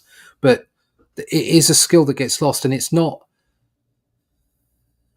It's actually something that slows down the process, and it's maybe why it's more difficult for companies now, like big publishers, to have the same team on their books, because the art is becoming too illustrative, if you like. And I do think that they're still trying to. Some of the recent art I've seen, it's like, especially like I could just say Harley Quinn, like Amanda Connor's stuff, who's married to Jimmy Palmiotti, is more kiddified in its approach, I think. Simplified, more cartoony, more animated, and that's okay. I mean, I like stuff like Batman Beyond. I like that stylized, futuristic, but I don't. Again, it's kind of like you said. Are they really going for the child market, or is it just? Well, there is a certain amount of horses for courses. So who is your demographic you're going for? Yeah. What kind of story is it? But a lot of the time these days, the art styles and the content of the story get very badly mixed up. So they might look like a book that's appropriate for someone who's, I don't know, 12, 11, 12. But then you look at the story, you read the story, and you think, I wouldn't want my 12-year-old reading that. And like I say, I read stuff when I was 10, 11, 12, okay? But it just wasn't explicit in the way so many comics are now. It beat you over the head like a seal on the ice. Yeah. What are your thoughts about? I know your thoughts on John. What about Sal Buscema? Oh, Sal Buscema is he's almost like I don't know. He's the unsung backbone of Marvel Comics, isn't he? Yeah. He just did so much, and he was such a great artist. He was different to John. John's this sort of. There was something about his work. There was something of the masters about his work, wasn't there? Where they call him the who did the Sistine Chapel. Classic. You just Michelangelo. Michelangelo. He's the Michelangelo of comics, isn't he? That's what they call him. They call him the Michelangelo of comics. And Sal was purer than that in some ways. He was more. Raphael. He was pure comics. You know, I mean, he was his stuff was all about the comic. Yeah, he was great on Hulk. I remember his faces, and again, you could tell a Sal Buscema face. Right. I mean, especially on Hulk, when he was enraged. That's And Defenders, he did a lot of Defenders, didn't he? One of the first comics I ever read was a Defenders 15. They did the Defenders against the Avengers, and who was it? That Zodiac team. And there was the guy with the bull head, and it was just brilliant, absolutely brilliant stuff. And that's the kind of stuff I was reading when I was a kid. It's just it was great fun comics. Yeah, and it was out there, and it was introducing you to new words and new concepts. Yeah, definitely. I got an education from comics. I mean, there were words in comics that I hadn't heard before or seen. I went and looked up. There's a dictionary. It's before the internet. I went and got a dictionary and looked up the word. And the amount of new words you used to get from reading Fantastic Four was constant. What does this word mean? What's clobbering mean? Brilliant. Yeah, clobbering. I meant the pseudoscience babble that Reed Richards and it was would constantly go on. Straight out of Stan Lee's nightmares, Yeah. But just, Annihilus. Yeah. Okay. Understanding how to say the word Annihilus. Yeah. It's got an H in it in a really weird place. Well, I don't know if you know from Eclipse Comics, Aztec Ace, it only ran 15 issues, but that was the first time that I ever heard the word doppelganger. Oh, there you go. What's a doppelganger? What's a doppelganger? Yeah, doppelganger. I definitely would have got doppelganger from comics without a doubt. Yeah, and Annihilus is obviously. I mean, you don't go down to the corner store and say, "I'd like a doppelganger." Yeah, I mean, what? There's a Latin. It's one of those words you can't work into a everyday conversation. Yeah, exactly. Yeah, so doppelganger, Annihilus, there are Latin backgrounds for these. You can trace it back through Latin, and so the word annihilation. Okay, along with Annihilus, and just all these long words that you pick up as a young kid reading all the pseudo rubbish that Stan Lee's writing in these comics, but it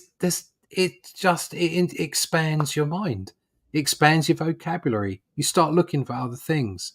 I'd have never read Lord of the Rings if I hadn't read Thor.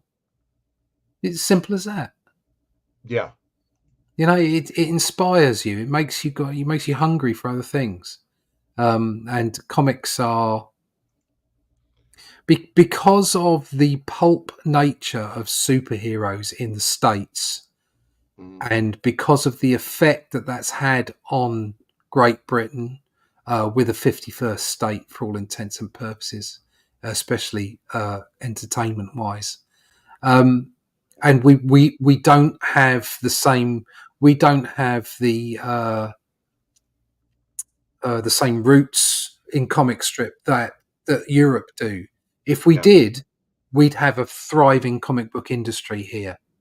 Okay, but that's not us. Okay, we're in between the two. We're in between the States, in between Europe, and a lot of it sort of took the route of the United States and the superhero, and because of the pulp nature of superheroes, comic book art has been looked down upon in the UK, especially for an awful long time. And definitely in America, comics is like, comics are for kids, and it's not given. They don't get the respect that they do over in Europe. It's not given the respect that it's due as an art form, as a storytelling medium. You've got to forget about superheroes. You've got to think about comic books as a storytelling medium. And superheroes and the pulp nature of them are very Americana. It's an American. The superhero comic is an American art form. Okay, but comics is far more far-reaching than that. And that's what I it's more far-reaching. I mean, you have all genres, but the superheroes are what I kind of gravitate. And I think even with the bad Marvel and DC movies now, that's still what people kind of gravitate to. We need it's heroes. A mythos. Yeah, it's a modern mythos. Heroes. It's our modern day mythos. Let me show you some artwork I discussed with you from Rob Ewing that he did for me, and get your take on this. So this is the 3-story Bog story. This is page 2. So back in Celtic times. I think I had pitched you this idea or talked to you about it. Yeah, he talks about it. Yeah. Yeah. And Rob has already done it. He's working on page 1 now. Here's page 2. Nice. Or no, I'm sorry, page 3. So he's being shot with the arrows there and then sinking into the bog. And then in modern day, he'll be summed up by my Cosmic Watcher character to the present, and become my Man Thing or Swamp Thing type character. Bog Thing. Yeah, Bog Thing. Bog Thing. Names are, now you're working with established brands, established names, but when I see, and maybe I'm not giving credit to some characters because there's or some creators, because there's some creators that work in comics all their lives, but they don't create new IPs. But there's people like Kirby, he's like, blah! And he created most of the cosmos, Yeah. To be honest with you, that maybe only did 1 or 2 characters. Yeah, to be honest with you, if somebody had said, right, here's a page rate, spend the next 10 years just drawing pages, I'd have done that. I'm not interested. I'm not interested in fame and fortune. I'm interested in drawing comics. Yeah. So if a big publisher had come to me and said that, then I'd have done it. As it was, I did get some great gigs, but that window of opportunity is now shrunk to such a tiny degree. Yeah. Working for the larger companies now. Not that I particularly want to anymore, but obviously, I'm not stupid. I'll take the money. But it's just, they're not going to come to me for work. So the only way to be something, as in the only way to get your ideas out for you to tell stories, okay, whether they're your stories or somebody else's stories, is just to get on and do it. So that's why I've teamed up with Randy. Rick Hoskin, who did a lot of work, I did a lot of work on Doctor Who with, and he does all kinds of stuff. He writes for games and TV and all kinds of things. And I teamed up with him on Only Death Can Save Us. So I effectively came up with the concept, with the ideas, the general story, the arc, and then he wrote the specific plot lines, and then he does the script. So I'm not a writer. I do create. I created Only Death Can Save Us, but I really created that as a vehicle for me to draw comics. That's what I made it. I didn't make it so that it'll be on Saturday morning cartoons, although that would be great. Now you're going to continue with that series, aren't you? Yes, I am going to make the third book. Good. The first two books will be. I'm going to go through Critical Blast, and they will be available in different formats. Okay. And I will do book 3, but just at the moment, I've got to focus on this thing, and that's why I'm doing the Atlantean, and I'm focusing on that core. I've got to take one break in the new year because I'm on for a book for Alterna. Pete asked me to do King Cryptid. So I'm doing one issue for him in the new year, and that's the only thing I'm doing. I'm doing that, and then I'm getting does he back send on. you files of like what's come before, so you know the character and the? Yeah. I've got the books, and I did a character, like I did a test for him, a sort of a character test for him, which he was quite pleased with. So I've got to actually do a cover for him soon. So because he's going to start. Is that like it came out on a Wednesday? No, this is King Cryptid series. Okay. Yeah, because I know they have different cover artists, and Pete does some of those himself. But no, I've not actually done a cover for that book for him. And what's neat is on those it says about the artist, the cover artist, and they have a page devoted how that was created. I think that's cool. Okay. Oh yeah, I mean, I'd love to do one for him. I just haven't. It just hasn't happened for us yet. Yeah. I've spoken to that you're doing with Alterna. How did that come along? How did that come about with you and Randy teaming up? Well, that goes back a way. I was campaigning on my first Only Death Could Save Us book. Okay. And I ended up on a show where Randy was on, and he said he loved what I was doing. Mm-hmm.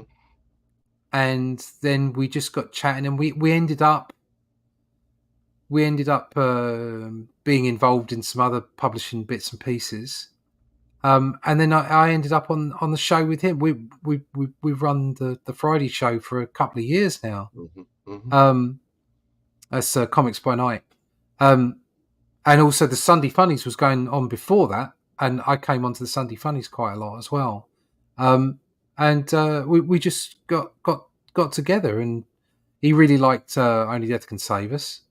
And we happened to be chatting about some public domain stuff. And he said to me that Cull was in public domain, and at that point I dropped everything and said, right, we've got to do it. I didn't realise Cull was public domain. Right. And I love Conan. I've got all the, as you can see, I've got these magazines, Savage Sword of Conan magazines. But Cull was that character in the book as well. Cull was quite a. Do Conan, but isn't Conan public domain in the UK? We could do Conan, but at the moment I don't want to upset anyone. Okay.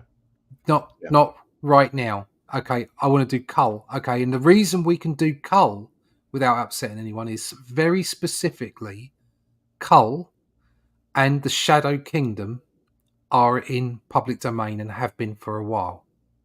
Okay, so we can do the Shadow Kingdom, and then we can say this is the Cull character from the Shadow Kingdom.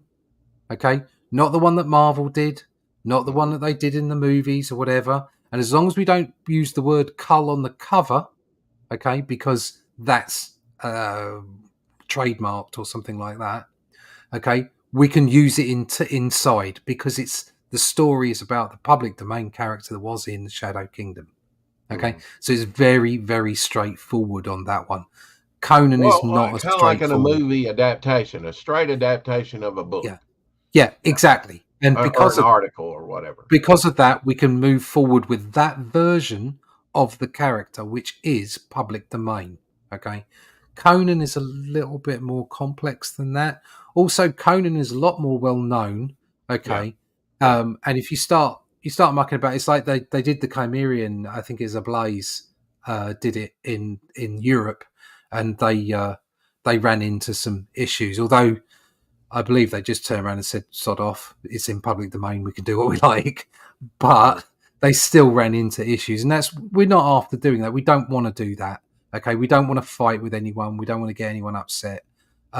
We just want to, we loved the Shadow Kingdom. We loved that book. We did that justice, I believe, and we wanted to see where else that might go, and we're just exploring that, and hopefully people will be entertained by it. And that's it. I think I wake up in a new world every day. I mean, it's just all over the place.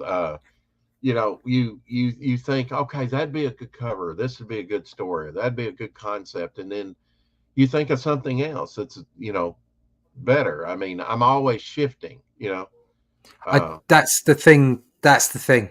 Don't see something through. That's why I was saying consistency is what consistency breeds trust. Okay, because people know you're going to do what you say you're going to do. Also, from a personal perspective, consistency means that you can focus and you can get something done. You can see it through to its conclusion. Yeah. You definitely have to do that, and you have to establish that you can do that. And it's kind of like when you get a degree, right? A PhD, that tells people you can see something through, because you can. They don't just hand those things out. Yeah. That's why a degree really matters to people, is that it shows that you can complete something. And when it comes to artists, you're dealing with introverts, and I don't want to get my face out there. And like you say, I just want to put my nose to the grindstone and just work and do the work. But if you do that like Ditko did, you become kind of irrelevant to a certain extent. Nowadays, yes, you would become irrelevant very quickly. You have to be visible and accessible. Russ, go to get to bed, he says. He's just getting started to do his artwork. I'm going to let you go, Russ. It's been wonderful. Yes, thanks for having me on. No problem. Keep collecting. We'll see you later. Russ, hang on. I'll talk to you behind the scenes for a minute or two, and then I'll let you go to bed or draw or whatever you're going to do. But it's always a pleasure having you on. No problem. Thanks very much. It's late in the UK, past midnight. It certainly is. Past midnight. But I wanted to take him past midnight so that you would see he does not turn into a pumpkin. Certainly don't. Yeah. Well, I mean, it's getting pretty close to Halloween, So there's always that.